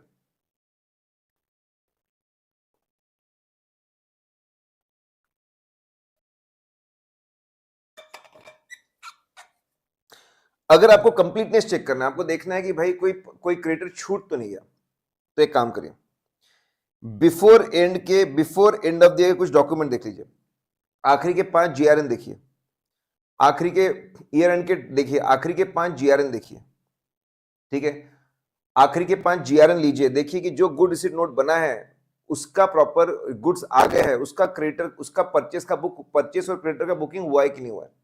आखिरी के 5 गुड्स इनवर्ट देखिए, जो गुड्स मिल चुके हैं उसका परचेस और क्रेडिटर बुक हुआ है कि नहीं हुआ है। आखिरी के 5 परचेस इनवॉइस देखिए, अगर इनके गुड्स मिल चुके हैं, देखो जिस दिन गुड्स मिल जाते हैं रिस्क और रिवॉर्ड हो जाता है हमारा, हमको परचेस बुक कर लेना चाहिए, उसके पहले नहीं।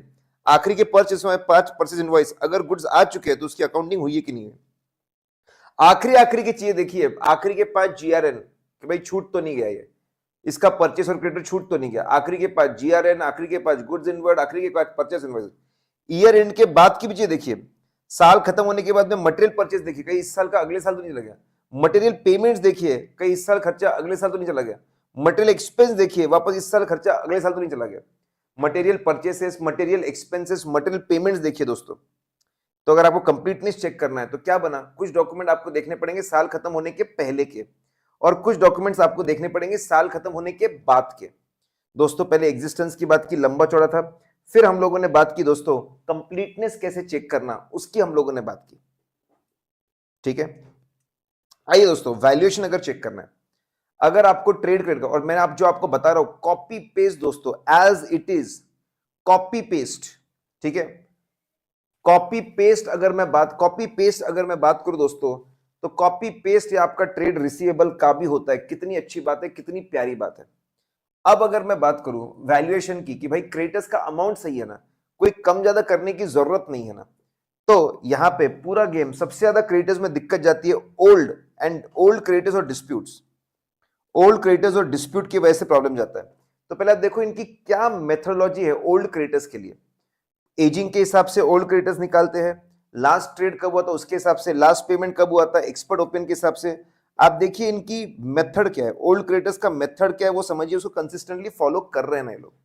आप इनका एजिंग लीजिए, एजिंग से ज्यादा बेहतर कुछ नहीं हो सकता। जो पुराने पुराने क्रिएटर्स है वो ओल्ड क्रिएटर्स है, वहां पे हमको चेक करना पड़ेगा कि सही में पेमेंट करना है कि नहीं करना है, इतने लंबे आउटस्टैंडिंग है उसकी क्या कहानी वो हमको देखना पड़ेगा।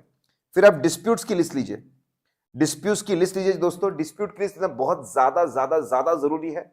किसने हमारे ऊपर कितना क्लेम कहां कहां पे, ठीक है। आप डिस्प्यूट्स की लिस्ट लीजिए, कौन से क्रिएटर में डिस्प्यूट है, क्या अमाउंट कम करने की जरूरत है, बढ़ाने की जरूरत है, हमको समझ में आएगा। तो यहाँ पे जब हम वैल्यूएशन की बात करें तो ओल्ड और डिस्प्यूटेड क्रिएटर्स में सबसे ज्यादा प्रॉब्लम होता है। तो ओल्ड क्रिएटर्स आपको मेथड्स और एजिंग से मिल जाएंगे, डिस्प्यूट्स आपकी लिस्ट मिल जाएगी।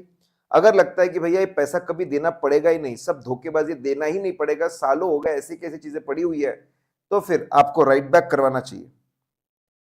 फॉरेन करेंसी का वैल्यू, फॉरेन करेंसी क्रिएटर का बराबर वैल्यूएशन हुआ ना क्लोजिंग रेट पे, वो चेक करना चाहिए। अगर अगर देखिए ये अब इसके साथ में इन्होंने ट्रेड पेबल का वैल्यूएशन खत्म हो चुका दोस्तों। अब इन्होंने जबरदस्ती बीच में घुसा दिया अदर करंट लायबिलिटी, इनको जगह नहीं मिल रही तो ट्रेड पेबल के बीच में उन्होंने घुसा दिया अदर करंट लायबिलिटी, और फिर उसका डिस्क्लोजर बाद में दोस्तों, उसका डिस्क्लोजर बाद में है। आइए देख लेते हैं हम लोग। तो हम लोगों ने ट्रेड पेबल का एग्जिस्टेंस देख लिया, ठीक है, हम लोगों ने ट्रेड पेबल का एग्जिस्टेंस देख लिया। फिर ट्रेड पेबल का एग्जिस्टेंस देखने के बाद में हम लोगों ने, ठीक है, कंप्लीटनेस भी देख लिया, कुछ छूटा तो नहीं है, we have seen completeness also. फिर वैल्यूएशन हम लोगों ने देख लिया, ओल्ड एंड डिस्प्यूटेड क्रेडिटर्स की पूरी कहानी थी। अब अगर हम लोग बात करें, अब ये लोगों ने अदर करंट लायबिलिटी, बहुत सिंपल, अदर करंट लायबिलिटी में सबसे पहले बात करते हैं एडवांस फ्रॉम कस्टमर। कुछ नहीं दोस्तों, अच्छी सिंपल सी लिस्ट ले लीजिए, लिस्ट का और बैलेंस शीट का बैलेंस मैच हो रहा है ना। एजिंग देख लीजिए कितना पुराना है एडवांस फ्रॉम कस्टमर, बहुत ज्यादा पुराना है, तो उसको राइट बैक करने के बारे में सोच सकते हैं, उसको इन्वेस्टिगेट करना पड़ेगा। एडवांस फ्रॉम कस्टमर के बाद में, एडवांस फ्रॉम कस्टमर के बाद दोस्तों फिर आता है आपके स्टैट्यूटरी ड्यूज, आपके जीएसटी प्रोविडेंट फंड। बहुत सिंपल है, आप लास्ट मंथ का जीएसटी, लास्ट मंथ का प्रोविडेंट फंड आउटस्टैंडिंग होगा, कैलकुलेशन करके देखिए पिछले महीने का जीएसटी प्रोविडेंट फंड और आउटस्टैंडिंग अमाउंट आपस में मैच होते हैं कि नहीं होते, ठीक है। आप मैच होते कि नहीं होते वो आपने देखना चाहिए। फिर अगर हम बात करते हैं तो आपको other current liability, trade payable के साथ साथ फिर उन्होंने घुसा दिया बीच में अदर करंट लायबिलिटी को। तो अदर करंट लायबिलिटी के लिए दोस्तों हम लोगों ने बोला बहुत सिंपल, एडवांस फ्रॉम कस्टमर है, उसकी लिस्ट लीजिए, एजिंग लीजिए, स्टैट्यूटरी ड्यूज है, जीएसटी और पीएफ है। तो आप ये देखिए कि एनालिटिकल प्रोसीजर होगी ये भी, लास्ट मंथ की चीजें आउटस्टैंडिंग है कि नहीं, लास्ट है कि नहीं वो आपको देखना पड़ेगा, ठीक है। अगर डिफरेंस तो पूछना पड़ेगा। तो ये आप analytical procedure, GST provident fund के लिए आप एनालिटिकल प्रोसीजर्स आप कर सकते हैं, जिसमें आप आखिरी महीने कंप्यूट करके एक्चुअल से कंपेयर कर सकते हैं। यही तो कंपेयर करना, एक्सपेक्टेड फिगर निकालते हैं, एक्चुअल से कंपेयर करते हैं। फिर टेस्ट ऑफ डिटेल्स में सब्सिक्वेंट पेमेंट्स, भाई अगर आउटस्टैंडिंग है तो आपको अगले महीने में पेमेंट्स दिखने चाहिए, और कारों में भी आपको रिपोर्ट करना पड़ेगा। तो आपको स्टैट्यूटरी ड्यूज को लेकर ये बातें रहेगी, थोड़ी सी अलग रहेगी। तो एडवांस फ्रॉम कस्टमर्स आपके अदर करंट लायबिलिटी में जाएगा, स्टैट्यूटरी ड्यूज भी अदर करंट लायबिलिटी में जाएंगे। अगर हम बात करते हैं डिस्क्लोजर की, जनरल प्रिंसिपल है जो सिर्फ गुड्स एंड सर्विसेज के क्रेडिटर्स है वही आने चाहिए, बाकी नहीं। एमएसएमई कितना उसको अलग से दिखना चाहिए, ठीक है, उसकी एजिंग दिखनी चाहिए। बताता हूं आपको एजिंग कैसी रहेगी। क्लासिफिकेशन आपको करना पड़ता है अदर करंट लायबिलिटी में, अदर करंट लायबिलिटी में खास करके क्लासिफिकेशन करना पड़ता है। मैं फिदा आपको बताना पड़ेगा, एम फॉर मैच्योर डिपॉजिट अलग से, मैच्योर डिपॉजिट डिबेंचर अलग से बताना पड़ेगा, income advance, income received for advance अलग से बताना पड़ेगा, इंटरेस्ट अक्रूड ऑन बोरिंग अलग से बताना पड़ेगा, current maturity of long term finance lease obligation,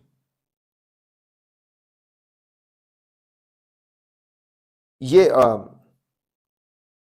finance lease obligation, ये अदर करंट लायबिलिटी में जाएगा। इंटरेस्ट ड्यू ऑन बोरिंग, ये भी अदर करंट लायबिलिटी में। Unpaid dividend other current liability में। ये सारी चीजें दोस्तों अदर करंट लायबिलिटी में जाएगी। आपके डिपॉजिट मैच्योर हो गए लेकिन मतलब किसी ने पैसा क्लेम नहीं किया है, एडवांस रिसीव्ड इन एडवांस, ठीक है, इनकम रिसीव्ड इन एडवांस, वो इंटरेस्ट अक्रूड, ठीक है। तो आपको मैं फिदा वाली चीजें ये डिस्क्लोजर के अंदर जाने वाली है। तो डिस्क्लोजर की अगर बात करें, जनरल प्रिंसिपल है, एमएसएमई का अलग से बताना पड़ेगा, एजिंग बतानी पड़ेगी, क्लासिफिकेशन बताना पड़ेगा। देखो एजिंग का जो डिस्क्लोजर है वो चार्ट में सही नहीं था, यहाँ पे मैं आपको सही वाला बता रहा हूँ, थोड़ा सा डिफरेंस है सिर्फ। देखिए इतना लंबा चौड़ा हम लोगों ने कवर कर लिया। आपको बताना पड़ेगा कितना एमएसएमई को है, कितना अदर्स में, वो तो बिल्कुल सही, लेकिन ये है less than 1 year, 1 to 2 year, 2 to 3 year, more than 3 year, less than 1 to 2, 2 to 3, more than 3 years. ठीक है, जो डिस्प्यूट, फिर आपको ये देना बताना पड़ेगा कितना एमएसएमई का है, कितना बाकियों का है, ये भी बताना पड़ेगा कितना ठीक है, डिस्प्यूट में एमएसएमई का कितना है और बाकियों कितना है, ये बेसिक इंफॉर्मेशन देनी पड़ेगी दोस्तों। ट्रेड पेबल, तो दोस्तों शेयर कैपिटल हमने समझ लिया, रिडक्शन हम लोगों ने समझ लिया, बोरिंग हम लोगों ने समझ लिया, ट्रेड पेबल हम लोगों ने समझ लिया। दोस्तों हमारे पास में समय बहुत कम होता है, लेकिन उसके हिसाब से हम बहुत ज्यादा कवर कर रहे हैं। और मैं बता रहा हूं कि मैं आपको देने वाला हूं एक वीडियो जिसमें पूरे के पूरे कॉन्सेप्ट, लाइन से पूरे के पूरे कॉन्सेप्ट कवर है। थोड़ी आप स्पीड बढ़ाइए, मैं तो बोलता हूं 1.5 से 2 की स्पीड आप रख सकते हैं, पूरा चैप्टर आपका खत्म हो जाएगा 2.5 से 3 घंटे में। 2.5 से 3 घंटे में आपका पूरा चैप्टर खत्म हो जाएगा दोस्तों। तो मैंने आपको बोरिंग साइड की फील दी दोस्तों, अभी आइए थोड़ा एसेट साइड का फील लेते हैं। एसेट साइड का फील लेते हैं। सबसे पहले अगर मैं बात करता हूं एग्जिस्टेंस, ठीक है दोस्तों, अगर सबसे पहले मैं बात करता हूं एग्जिस्टेंस की, तो आपको बताना it is management responsibility to conduct physical verification. Auditor की जिम्मेदारी उसको अटेंड करना। सबसे पहले जाके देखिए इनकी पॉलिसी क्या है कि भाई फिजिकल वेरिफिकेशन कितने साल में, 2 साल में एक बार, 3 साल में एक बार, 1 साल में एक बार होगा, ये पॉलिसी उनकी। पहले आपको पॉलिसी समझनी पड़ेगी, कौन करेगा, इन हाउस टीम करेगी, एक्सटर्नल पार्टी करेगी, वो भी समझना पड़ेगा, वो भी समझना पड़ेगा। ठीक है, तो यहां पे दोस्तों, यहां पे ठीक है, बहुत सिंपल सी बात है, आपको फिक्स एसेट का एग्जिस्टेंस, पहले आपको एग्जिस्टेंस चेक करने के लिए बेस्ट है फिजिकल वेरिफिकेशन। मैनेजमेंट उसको कंडक्ट कराएगा, हम उसको अटेंड करेंगे, उसकी पॉलिसी हम लोग समझेंगे कि भाई कितना फ्रीक्वेंटली करेंगे, कौन करने वाला है, वो हम समझेंगे। जब पूरी पॉलिसी, भाई काउंटिंग का तरीका वो लोग क्या अडॉप्ट कर रहे हैं, काउंटिंग करेंगे तो सुपरविजन ऑब्जर्व करेंगे कि भाई ये लोग काउंटिंग बराबर कर रहे हैं ना, फिजिकल वेरिफिकेशन बराबर कर रहे हैं ना, वर्किंग पेपर्स बराबर फिलअप कर रहे हैं ना। ठीक है, देखो दोस्तों, सबसे पहले जो भी एसेट हम काउंट कर रहे हैं उसके ऊपर टैग लगता है, टैग एक स्टिकर लगता है, टैग लगता है, टैग के अंदर सारे डिटेल्स आते हैं, प्रोडक्ट के सारे डिटेल्स, उसकी क्वांटिटी, सब कुछ आता है, उसका लोकेशन, ये सारी चीजें आती है। ठीक है, तो दोस्तों यहां पे वर्किंग पेपर्स के अंदर आपके टैक्स में डिटेल्स होंगे, वहां से वर्किंग पेपर बनेंगे, आपके वर्किंग पेपर के अंदर ये डिटेल्स दिखने चाहिए, जो आपने काउंटिंग की उसकी डिटेल्स दिखने चाहिए, फिक्स एसेट रजिस्टर से मैच करना चाहिए, अगर एक्चुअल इसको कंपेयर कर डिस्क्रिपेंसी आए तो उसको रिपोर्ट करना चाहिए। तो हम लोगों ने, अगर हम बात की हम लोगों ने एग्जिस्टेंस की, तो फिजिकल वेरिफिकेशन के बारे में बोलिए, मैनेजमेंट ऑडिटर की राय, फिजिकल वेरिफिकेशन। ठीक है, उसके बाद में आपको जो उनकी पॉलिसी अकाउंटिंग है वो समझना पड़ेगा, प्रॉपर सुपरविजन में काम हुआ ऑब्जर्व करना पड़ेगा, वर्किंग पेपर्स बराबर बनाने पड़ेंगे ताकि उसको यूज कर सके, और डिस्क्रिपेंसी मिले तो एक्शन लेना पड़ेगा। पहले आप फिक्स एसेट के आप एग्जिस्टेंस की बात करिए।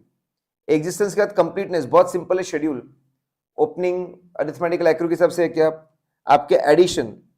ठीक है, देखो कंप्लीटनेस बहुत सिंपल है दोस्तों, पहले वापस आपको शेड्यूल की बात करनी पड़ेगी, ओपनिंग बराबर है ना, ओपनिंग अगर बराबर है तो फिर आपको बात करनी पड़ेगी एडिशंस की, कि भाई नए कितने एसेट है, लिस्ट लीजिए, लिस्ट के अंदर ऑथराइजेशन दिखना चाहिए, प्रोसेस फॉलो किया दिखना चाहिए, इंस्टॉलेशन नजर आना चाहिए। ठीक है, तो आपको पूरी लिस्ट, उसके बाद ऑथराइजेशन, प्रोसेस सब मिलना चाहिए। अकाउंटिंग की अगर हम लोग बात करते हैं दोस्तों, ठीक है, एएस 10 के हिसाब से अकाउंटिंग होगी। ठीक है, एएस 10 के हिसाब से अकाउंटिंग करनी पड़ेगी, कॉस्ट पे अकाउंटिंग होगी, over a period of time depreciate करते हैं हम लोग इसको।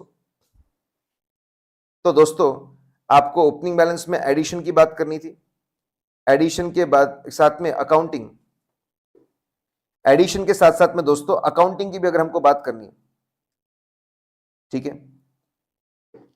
अकाउंटिंग के हम लोगों ने, अकाउंटिंग में एएस 10 होना चाहिए, रिकॉग्निशन सही टाइम पे होना चाहिए, सही अमाउंट पे होना चाहिए, स्पेयर पार्ट्स अलग से होने पड़ेंगे, उसकी पॉलिसी अलग।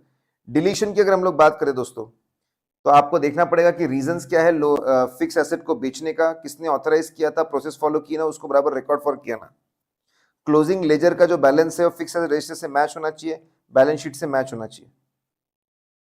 दोस्तों इतना लंबा और चौड़ा था आपका, पहले आपका था एग्जिस्टेंस, भाई फिजिकल वेरिफिकेशन वो करेंगे, अटेंड करेंगे, पॉलिसी समझो, सुपरविजन बराबर है, वर्किंग पेपर्स के अंदर डिटेल्स आनी चाहिए, कोई डिस्क्रिपेंसी में तो देखना पड़ेगा, एग्जिस्टेंस चेक होता है।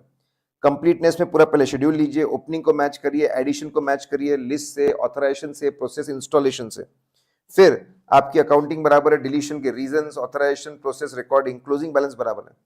तो दोस्तों ये आपका चेक होता है एग्जिस्टेंस, फिक्स एसेट के अंदर एग्जिस्टेंस चेक होता है दोस्तों।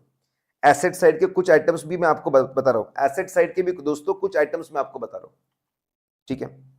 फिर अगर हम लोग बात करते हैं वैल्यूएशन की, अगर हम लोग दोस्तों बात करते हैं वैल्यूएशन की, वैल्यूएशन बहुत सिंपल है, कॉस्ट माइनस एक्यूमुलेटेड डेप्रिसिएशन और इंपेयरमेंट। पहले आप कॉस्ट की बात करिए, कॉस्ट की बात करिए, ठीक है, कि कॉस्ट के अंदर सभी चीजें, कॉस्ट के अंदर जितनी भी चीजें लगती है to bring asset to present position and condition, वो सारे के सारे कैपिटलाइज होने चाहिए। जो सर्विस चार्जेस वगैरह, सर्विसिंग वगैरह, वो सब नहीं होना चाहिए। कोई मेजर मॉडिफिकेशन है तो उसको भी कैपिटलाइज करना चाहिए, ठीक है। तो आप ये देखिए वैल्यूएशन के अंदर, वैल्यूएशन के अंदर कॉस्ट, कॉस्ट में क्या क्या आया है, मॉडिफिकेशन वाली चीजें आनी चाहिए क्या, सर्विस कॉस्ट नहीं आना चाहिए। फिर आपका कॉस्ट माइनस डेप्रिसिएशन, उसका मतलब बताइए, उसका मतलब बताइए, wear and tear of the asset, उसका पर्पस, भाई प्रॉफिट सही दिखे, एसेट सही दिखे, ठीक है। आपको हर एसेट पे चार्ज करना पड़ेगा, सही मेथड होनी चाहिए। इंपेयरमेंट की अगर मैं बात करता हूं, if I talk about impairment, तो नॉर्मल डेप्रिसिएशन चार्ज करने के बाद में जो वैल्यू दिखती है वो भी कभी कभी रिकवरेबल नहीं होती और राइट ऑफ करना पड़ता है। वैल्यूएशन में कॉस्ट की बात करो, एक्यूमुलेटेड डेप्रिसिएशन की बात करो, एक्यूमुलेटेड इंपेयरमेंट की बात, आप इंपेयरमेंट के बारे में बात करो, वेरी इंपॉर्टेंट, ठीक है। तो दोस्तों आपको पहले एग्जिस्टेंस की बात की, फिर वैल्यूएशन की बात की, राइट्स एंड ऑब्लिगेशन। अगर चीजें मूवेबल है, अगर मूवेबल है, इनवॉइस कंपनी के नाम पर है, बहुत बढ़िया, रजिस्ट्रेशन सर्टिफिकेट कंपनी के नाम पर है, बहुत बढ़िया, राइट्स एंड ऑब्लिगेशन चेक करने में बहुत आसान जाएगा। इमूवेबल अगर प्रॉपर्टी है, अग्रीमेंट टू सेल बनता है, सेल ऑर्डर बनता है, कन्वेंस डीड मिलती है, उसका रजिस्ट्रेशन होता है, ये सारे डॉक्यूमेंट दिख रहे हैं, ये सब बात है कि हम जेन्युइन बायर्स है, जेन्युइन हम लोग बायर्स है, ठीक है। फिर उसके बाद अगर हम लोग बात करते हैं title deeds, agreement to sale, sale deed, title deed company के नाम पे दिखनी चाहिए, सिक्योरिटी, ठीक है। अगर आपने as a security charge create किया दोस्तों,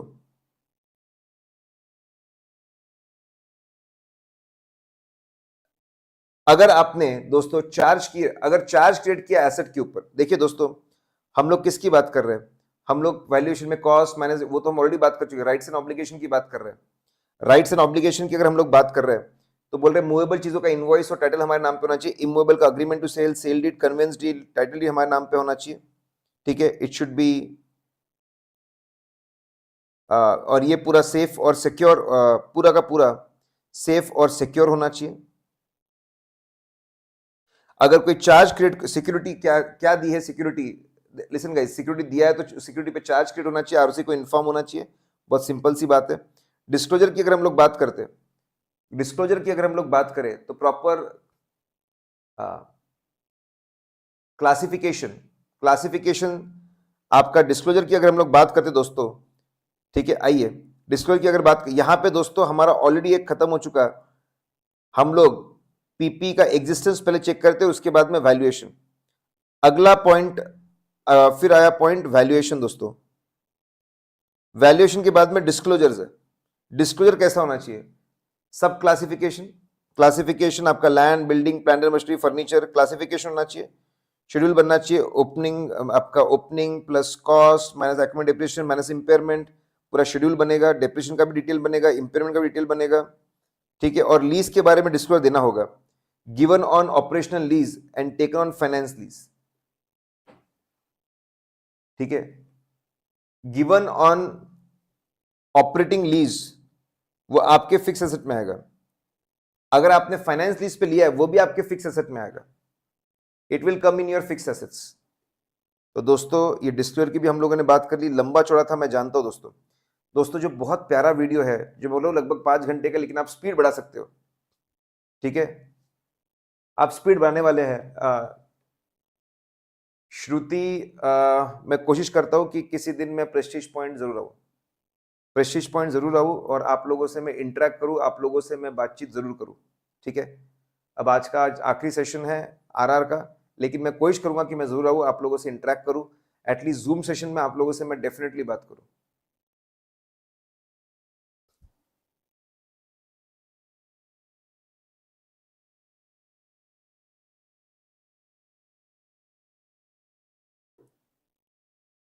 नाउ वेरी इंपॉर्टेंट, जैसे मैंने बोला कि अमेंडमेंट से कोई नए चेंज आते, special disclosure.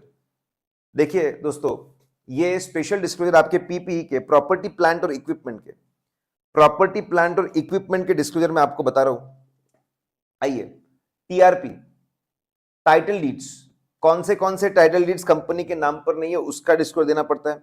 Revaluation register valuer ने किया ना, उसका डिस्क्लोजर देना पड़ता है। दोनों की कारो रिपोर्टिंग भी करनी पड़ती है। सबसे इंपॉर्टेंट प्रोजेक्ट्स, आपको प्रोजेक्ट्स, जो प्रोजेक्ट्स, ठीक है, जो प्रोजेक्ट्स प्रोसेस में, जो प्रोजेक्ट्स चल रहे हैं, ठीक है, उसके बारे में आपको बताना है। जो कैपिटल वर्क इन प्रोग्रेस है, कैपिटल वर्क इन प्रोग्रेस है, less than 1 year, 1 to 2 year, 2 to 3 year, more than 3 years, project कितने सालों से चल रहे हैं उसके बारे में बताना है। प्रोजेक्ट सस्पेंडेड है क्या, टेम्पररी सस्पेंशन है क्या, 1 साल से 1 to 2 इयर्स, आपके प्रोजेक्ट का प्रोग्रेस कैसे चल रहा है उसका भी आपको एजिंग बताना है। जो सस्पेंड पड़े हुए हैं उसका भी आपको एजिंग बताना है। एजिंग बताना बहुत जरूरी है, ये एग्जाम में आने के चांसेस बहुत ज्यादा है, बहुत बहुत बहुत ज्यादा, एक्सट्रीमली इंपॉर्टेंट।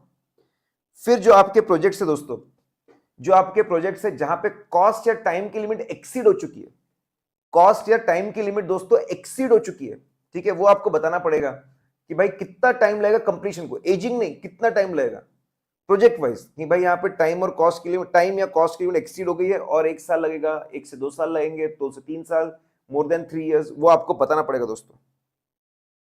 ठीक है, वो आपको बताना पड़ेगा, वेरी इंपॉर्टेंट।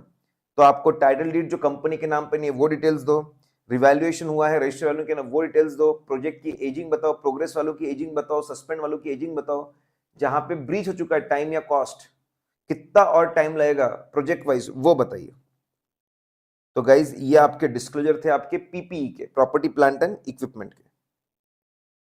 देखिए जो चीजें आपको डिफिकल्ट जा सकती है फील के लिए मैं एक एक चीज दोस्तों करवाते जा रहा हूं, ठीक है। और मैंने आपको बताया कि मैंने आपको डिटेल भी दिया है दोस्तों, I have given you detail also, detail भी आपको दिया हुआ है दोस्तों, ठीक है। आइए एसेट साइड में भी मैंने आपको एक बहुत इंपॉर्टेंट चीज, एक बहुत पहली चीज करवाई।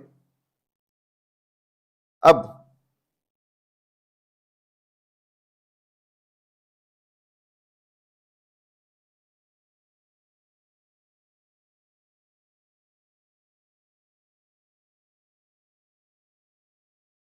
दोस्तों जो अगर आपको इस चैप्टर में 5 घंटे का लेक्चर है, थोड़ी स्पीड बढ़ा दो, 2-3 घंटे में कर लो, चैप्टर से अच्छा आता है, वो वीडियो से बात बन जाएगी दोस्तों। मतलब ये तो आपको समझ में आई गया है, लेकिन वो वीडियो से और भरपूर क्लैरिटी हो जाएगी, जबरदस्त क्लैरिटी हो जाएगी।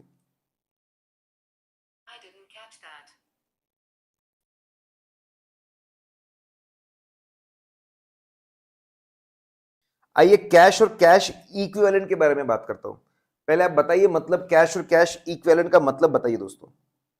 कैश और कैश इक्विवेलेंट जो है दोस्तों, उसका कैश और कैश इक्विवेलेंट उसका मतलब आपको समझाना पड़ेगा दोस्तों, ठीक है। उसका मतलब आपको बताना पड़ेगा कि भाई कैश कैश इक्विवेलेंट में मतलब क्या।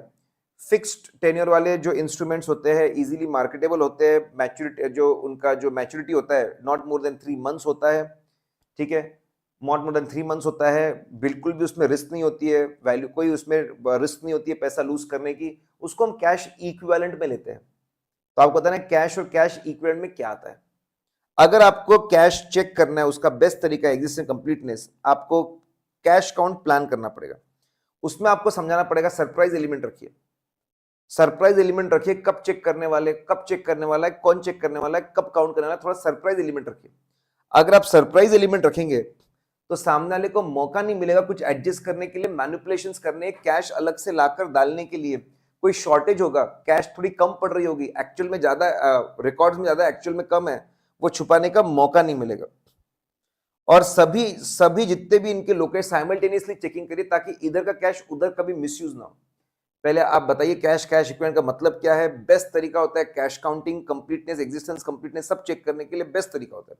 सरप्राइज एलिमेंट रखिए, एकदम से बताइए मत, उस दिन या एक दिन पहले अचानक से बता दीजिए, उस दिन आप बता दीजिए कि आप कैश काउंट करने वाले हैं। थोड़ा सरप्राइज एलिमेंट आप रखिए, साइमल्टेनियस चेकिंग आप करिए। कैश काउंट जब आप परफॉर्म कर रहे हैं तो कैशियर के प्रेजेंस में होना चाहिए दोस्तों, कैशियर के प्रेजेंस में होना चाहिए, नहीं तो बहुत सा कैशियर क्या बोलेगा, शॉर्टेज ना ऑडिटर के वैसे ऑडिटर ने चुराया। कभी कभी आपको कैश में आईओयू मिल सकता है। आईओयू मतलब कोई बंदा पैसा लेकर गया है ऑथराइजेशन से, परमिशन से, अपनी ब्रांचेस अपनी सब्सिडरी कंपनीज, अपनी ग्रुप की कंपनीज पैसा लेके गए और ऐसा बोला कुछ दिनों में लौटा दूंगा, प्रॉपर सिग्नेचर स्टैम्प के साथ में है। साल भर आयु चलता है दोस्तों, लेकिन ईयर एंड पे आयु नहीं दिखना चाहिए। आपने एडवांस दिया है किसी को ऐसा आपने दिखाना चाहिए। साल भर चलता है, साल के एंड में नहीं चलता है। ठीक है, तो अगर आपको बात करनी है कैश कैश इक्विवेलेंट का मतलब बताइए। कैश काउंट के जरिए चेक करने का बेस्ट तरीका है, सरप्राइज एलिमेंट होना चाहिए, साइमल्टेनियस चेकिंग होना चाहिए, वो बताइए। अगर हम बात करते हैं परफॉर्मिंग कैश काउंट की, ठीक है, कैशियर के प्रेजेंस में होना चाहिए। आईओयू थोड़ा बहुत चलता है, आखिरी आखिरी में नहीं होना चाहिए, वो तो उसको एडवांस दिखाइए। अगर रफ कैश बुक है, बहुत सी बार क्या होता है दिन भर के ट्रांजैक्शन एक कैश बुक में करते हैं और उसकी फाइनल एंट्री कहीं और करते हैं, तो आप चेक करिए रफ कैश बुक में कितना दिख रहा है, वहां से final cash book rough cash book में कितना दिख रहा है। पर डे की एंट्री आपके पर डे का रफ कैश बुक का टोटल और एक्चुअल कैश बुक की एक एक एंट्री मैच होती है। दिन भर के रिसीट पेमेंट एक साथ होते हैं, दिन भर के रिसीट एक साथ लिखे हुए और फिर एक कंबाइंड एंट्री होती है डे एंड की सीधा रिसीट की। तो आप चेक करिए रैंडमली कि जो आपकी रफ कैश बुक के अंदर रिसीट्स थे और जो जिसकी एंट्री पास की वो आपस में मैच कर रहे हैं। कैश का बैलेंस बहुत कम ज्यादा तो नहीं है, कुछ गड़बड़ तो नहीं है, बहुत कम ज्यादा होना मतलब सेंसिटिविटी, कुछ गड़बड़ हो सकती है दोस्तों। तो दोस्तों मीनिंग बताइए, planning cash count, performing cash count की बातें बताइए, अदर्स की बातें बताइए। ठीक है, तो आपका कैश कैश इक्विवेलेंट चेक करने का बेस्ट तरीका है दोस्तों, वो मुझे आप लोगों को बताया था कैसे चेक करते कैश को, existence and completeness, mix procedure दी हुई है दोस्तों। दोस्तों हर किसी के बाजू में जो हेडिंग्स वेडिंग है सब दिया हुआ है, वो लेक्चर आप लोग जरूर जरूर देखना, वो लेक्चर आप जरूर जरूर देखिएगा दोस्तों। कुछ हम लोगों ने लाइबिलिटी साइड के आइटम देखे, कुछ हम लोगों ने एसेट साइड के आइटम देखे। अब मैं कुछ आपको कुछ आपको दोस्तों मैं आपको इनकम और एक्सपेंस के आइटम करवाता हूं दोस्तों। आइए इनकम और एक्सपेंस के कोई मैं आपको करवाता हूं, ठीक है।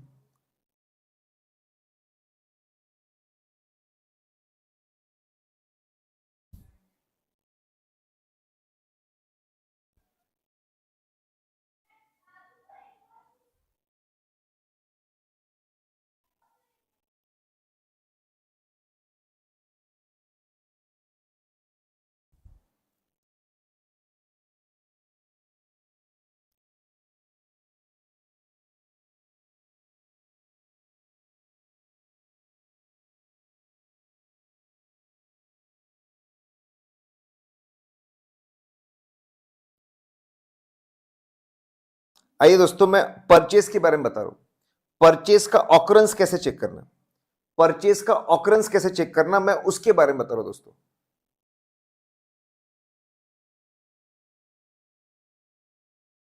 आइए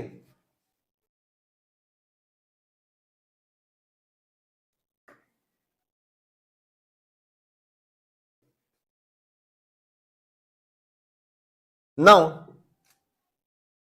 अगर मैं बात करता हूं दोस्तों,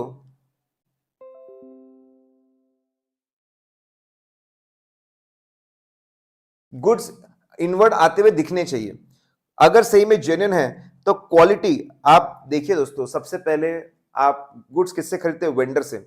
वेंडर रजिस्ट्रेशन प्रोसेस स्ट्रांग होना चाहिए, बहुत ही अच्छे हाई क्वालिटी वेंडर रजिस्टर होने चाहिए जो कभी फेक ट्रांजैक्शन में ना गिरे।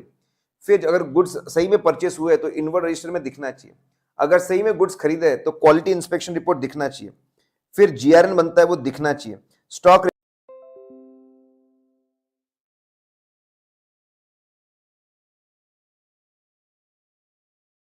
अगर दोस्तों हम कुछ स्पेशल कंसिडरेशन की बात करें, बिटकॉइन बुकिंग डेट, परचेस का booking date is very important. जब गुड्स के रिस्क और रिवॉर्ड हमको मिल चुके हैं, कंट्रोल हमको मिल चुका है, मतलब उसके मालिक बन चुके हैं, उस दिन परचेस और क्रेडिटर बुक हो जाना चाहिए। अगर अग्रीमेंट में लिखा हुआ है कि फ्री ऑन बोर्ड, हमको जाकर डिलीवरी लेनी है, जिस दिन हमने डिलीवरी ले ली उसके गेट से हमारे बुक्स में आ जाना चाहिए परचेस और क्रेडिटर और गुड्स इन ट्रांजिट। अगर cost including insurance and freight है, तो जब तक हमारे डोर पे नहीं आता, हमारे डोर पे जब आएगा तब हम लोग परचेस बुक करेंगे। तो आप बुकिंग डेट ध्यान देखिए, टर्म्स एंड कंडीशंस देखिए कि भाई हमारे रिस्क और रिवॉर्ड हमको ट्रांसफर कब हो रहे हैं, कंट्रोल हमारे हाथ में कब आ रहा है, उसके हिसाब से बुकिंग डेट होनी चाहिए। बुक करते वक्त आपका इनपुट टैक्स को बराबर बुक करिए, उसको परचेस में मत लीजिए क्योंकि वो रिफंडेबल है, एडजस्ट हो जाएगा। ठीक है, अगर आपके अनयूजुअल नेचर के ट्रांजैक्शन उसको रिव्यू करिए, उसमें कुछ गड़बड़ हो सकती है, अमाउंट गलत, क्वांटिटी गलत, प्राइस गलत, फेक हो सकता है वो। ठीक है, आप देखिए कि सही तरीके से कैपिटलाइजेशन हुआ है ना, कैपिटलाइजेशन नेचर वाली चीजें सही तरीके से कैपिटलाइज हुई ना एसेट के साथ में। हमेशा ओरिजिनल इनवॉइस के बेसिस पे बुकिंग होनी चाहिए, फोटोकॉपी के बेसिस पे नहीं होनी चाहिए। अगर रिलेटेड पार्टी इन्वॉल्व है तो आप देखिए अप्रूव्ड, वो ट्रांजैक्शन अप्रूव किया गया ना, आर्म्स लेंथ ट्रांजैक्शन है ना, प्रॉपर डिस्क्लोज किया नोट्स टू अकाउंट्स में, और एंटिटी का नाम आना चाहिए डॉक्यूमेंट पे, तब तक परचेस बुक नहीं होना चाहिए। तो अगर परचेस असली है तो प्रैक्टिकल फ्लो में चीजें दिखनी चाहिए। और ये जो आपके स्पेशल कंसिडरेशन है, स्पेशल कंसिडरेशन बिटकॉइन वाले, शॉर्टकट है बिटकॉइन वाले, देखिए दोस्तों यहाँ पे शॉर्टकट है, वो दिखने चाहिए, तब जाकर हम मानेंगे कि परचेस ऑकर होता है, परचेस एकदम सही है, परचेस एकदम सही है, तब हम लोग जाकर मानेंगे। कंप्लीटनेस कैसे चेक करेंगे, कंप्लीटनेस कैसे हम चेक करेंगे, बहुत सिंपल है दोस्तों, एक काम करिए, अगर आपको इस साल का अगले साल नहीं गया, आखिरी के 5 जीआरएन लीजिए, आखिरी के 5 जीआरएन लीजिए, कहीं इस साल का परचेस अगले साल तो नहीं चला गया, अगले साल के 5 जीआरएन लीजिए, कहीं अगले, ठीक है 5 जीआरएन लीजिए भाई, अगले साल का परचेज इस साल तो नहीं आ गया, अगले साल के 5 जीआरएन लीजिए, इस साल का परचेज अगले साल तो नहीं चला गया, कट ऑफ चेक हो जाएगा दोस्तों। जीआरएन चेक करिए, इस साल के आखिरी 5 जीआरएन, अगले साल के 5 जीआरएन, आप देखिए गुड्स इन ट्रांजिट बराबर, अगर रिस्क और रिवॉर्ड हमारे हो चुके हैं तो गुड्स इन ट्रांजिट हमारे इसमें दिखना चाहिए। रिटर्न रिप्रेजेंटेशन लीजिए कि भाई सब कुछ बुक हुआ, कुछ भी छूटा नहीं है, आप कट ऑफ चेक करिए, जीआईटी चेक करिए, रिटर्न रिप्रेजेंटेशन लीजिए कंप्लीटनेस के लिए। ठीक है, analytical procedures, consumption analysis as compare to production, ये आपने देखना चाहिए। Obtain raw material consume from to compute raw material to total production cost, to know consumption percentage and compare with previous year. ठीक है, देखिए दोस्तों कंजम्पशन अगर आपका कंजम्पशन बहुत कम हो गया है, मतलब कुछ परचेज छूट गया, ऐसा आपको समझेगा। कुछ परचेज, अगर कंजम्पशन आपका रॉ मटेरियल कंजम्पशन का जो परसेंटेज कम हो गया, मतलब कहीं ना कहीं कंजम्पशन निकलता कैसे, opening plus purchase minus closing, consumption कम दिखना मतलब परचेस कहीं ना कहीं छूट गया। स्टॉक कंपोजिशन एनालिसिस देखिए, स्टॉक कितना होता है, रॉ मटेरियल स्टॉक कितना होता है एज कंपेयर टोटल स्टॉक। ठीक है, अगर कम दिख रहा है तो कहीं पे कुछ चीजें मिसिंग है, चीजें बुक नहीं है ऐसा लग रहा है। आप रेशियोज देखिए, स्टॉक टर्नओवर रेशियो देखिए, ठीक है, स्टॉक टर्नओवर आप रेशियो देखिए, टर्नओवर ऊपर होता है, स्टॉक नीचे होता है। अगर आपको ये रेशियो बहुत बड़ा होता दिखे, मतलब यार न्यूमरेटर कहीं पे कम है, कुछ छूट गया ऐसा लग रहा है। अगर ये रेशियो बहुत इंप्रूव हो जाना, मतलब स्टॉक कहीं छूट गया। क्रेडिटर टर्नओवर रेशियो देखिए, क्रेडिटर टर्नओवर रेशियो देखिए आप दोस्तों, वापस से बहुत बड़ा दिख रहा है, मतलब कहीं ना कहीं चीजें छूट रही है, क्रेडिटर छूट गए, कुछ चीज छूट गई है।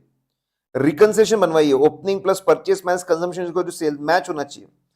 देखिए आपके ऑकरेंस के लिए बहुत सारी चीजें देखिए, कंप्लीटनेस के लिए आप कट ऑफ चेक करिए, एनालिटिकल प्रोसीजर्स, आप consumption analysis, stock composition analysis, ratios निकालिए, रिकंसिलिएशन निकालिए, इससे देखिएगा कहीं पे कुछ छूटा है क्या, कंप्लीट इनकम्प्लीट लग रही है क्या चीजें, कंप्लीटनेस में प्रॉब्लम लग रहा है क्या।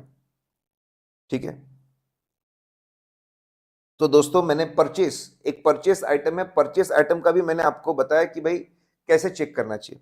और एक मैं आपको बताता हूं, employ benefit expenses, employ benefit expenses अगर आपको चेक करना है, एम्प्लॉय बेनिफिट एक्सपेंसेस अगर आपको चेक करें दोस्तों, एक काम करिए, लिस्ट लीजिए, एम्प्लॉयज की लिस्ट लीजिए, मंथली आप लिस्ट लीजिए, हर महीने में कितने लोगों ने ज्वाइन किया, कितने लोग गए, वो लिस्ट होनी चाहिए, कितने वो लिस्ट होनी चाहिए, और आपके पास में क्लोजिंग लिस्ट होनी चाहिए, कितने लोग हैं, लिस्ट लीजिए आप, उसमें न्यू हायर्स आपको दिखने चाहिए, लीवर्स कितने लोग छोड़ गए वो आपको दिखने चाहिए, लिस्ट लीजिए।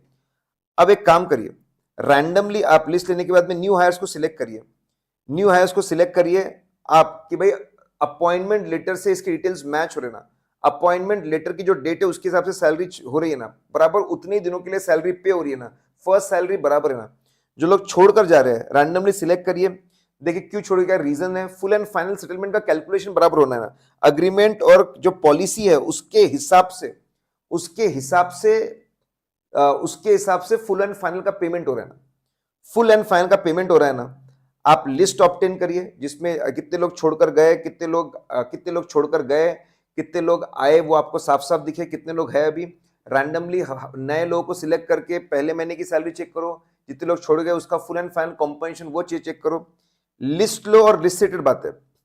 फिर फिक्टिशियस एम्प्लॉइज तो नहीं है, उसके बारे में बात करना पड़ेगा। टेस्ट ऑफ कंट्रोल, कंट्रोल बहुत स्ट्रांग होनी चाहिए कि भाई proper identity, address proof, ID proof के बाद ही एम्प्लॉयमेंट में आना चाहिए, कंट्रोल स्ट्रांग होने चाहिए। ठीक है, आप देखो टेस्ट ऑफ कंट्रोल बहुत स्ट्रांग है ना, सिस्टम स्ट्रांग है ना, जाकर मिलो लोगों से, सही में लोग एग्जिस्ट करते ना, उनका आईडी प्रूफ देखो। फिक्टिशियस चीजों के लिए लिस्ट लेकर आप चेकिंग करो, फिक्टिशियस एम्प्लॉय के लिए चेकिंग करो, एनालिटिकल प्रोसेस करो। आप एक काम करिए, मंथली एनालिसिस करिए, एकदम से कहीं पे इंक्रीज डिक्रीज नहीं मिलना चाहिए, है तो जस्टिफाइड होना चाहिए। एवरेज अमाउंट पर लेबर एम्प्लॉय निकालिए, मैच होता है क्या एक्चुअल, हर कैटेगरी में जो सैलरी उससे मैच होता है क्या, एनालिटिकल प्रोसीजर। ठीक है, आप ओवरऑल रीजनेबलनेस देखिए कि भाई प्रोडक्शन पर लेबर कितना है, इतना production, number of labour reasonable लग रहे हैं ना, एक्सेप्टेबल लग रहे हैं ना, वो आप देखिए। तो देखिए लिस्ट लेकर चीजों को चेक करिए, न्यू ज्वाइनीज और लीवर्स, फिक्टिशियस चीजों के लिए चेक करिए, एनालिटिकल प्रोसीजर नॉर्मल लग रहे हैं ना आपके चार्ट्स। इसके अलावा पीएफ ईएसआईसी बराबर पे कर रहे हैं ना, ईएसआईसी बराबर पे कर रहे हैं ना, वो आपने देखना चाहिए दोस्तों। ठीक है, क्लोजिंग का जो प्रोविजन, अक्रूड जो आपका प्रोविजन है वो बराबर है, वो देखना चाहिए दोस्तों। परचेस में भी मैंने चीजों को कवर कर लिया, परचेस में भी मैंने चीजों को कवर कर लिया।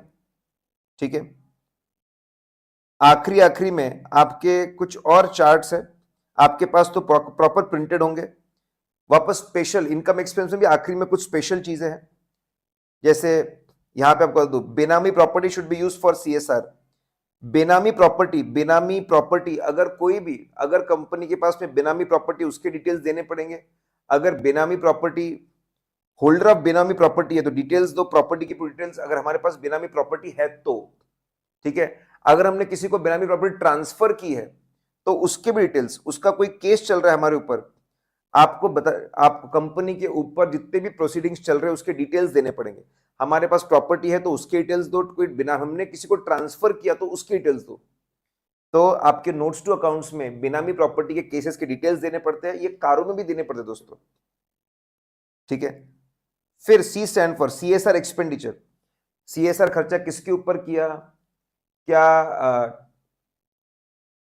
ठीक है, क्या ये रिलेटेड पार्टीज के साथ में हुआ, वो आप बताइए, उसके डिटेल्स, कितना खर्चा करना था, कितना खर्चा किया, कितना शॉर्टफॉल है, ओवर पीरियड कितना शॉर्टफॉल है। बेनामी प्रॉपर्टी के केसेस के डिटेल्स देने पड़ते हैं। सीएसआर आप खर्चा बराबर कर रहे हैं ना, उसके डिटेल्स आपको देने पड़ रहे हैं, कौन से एक्टिविटी पे आपने खर्चा किया, रिलेटेड पार्टी इन्वॉल्व है क्या, अमाउंट डिटेल्स देने पड़ते हैं। फिर आपका सी स्टैंड फॉर क्रिप्टो, बहुत इंपॉर्टेंट है, इस पे एग्जाम में क्वेश्चन पूछे हुए।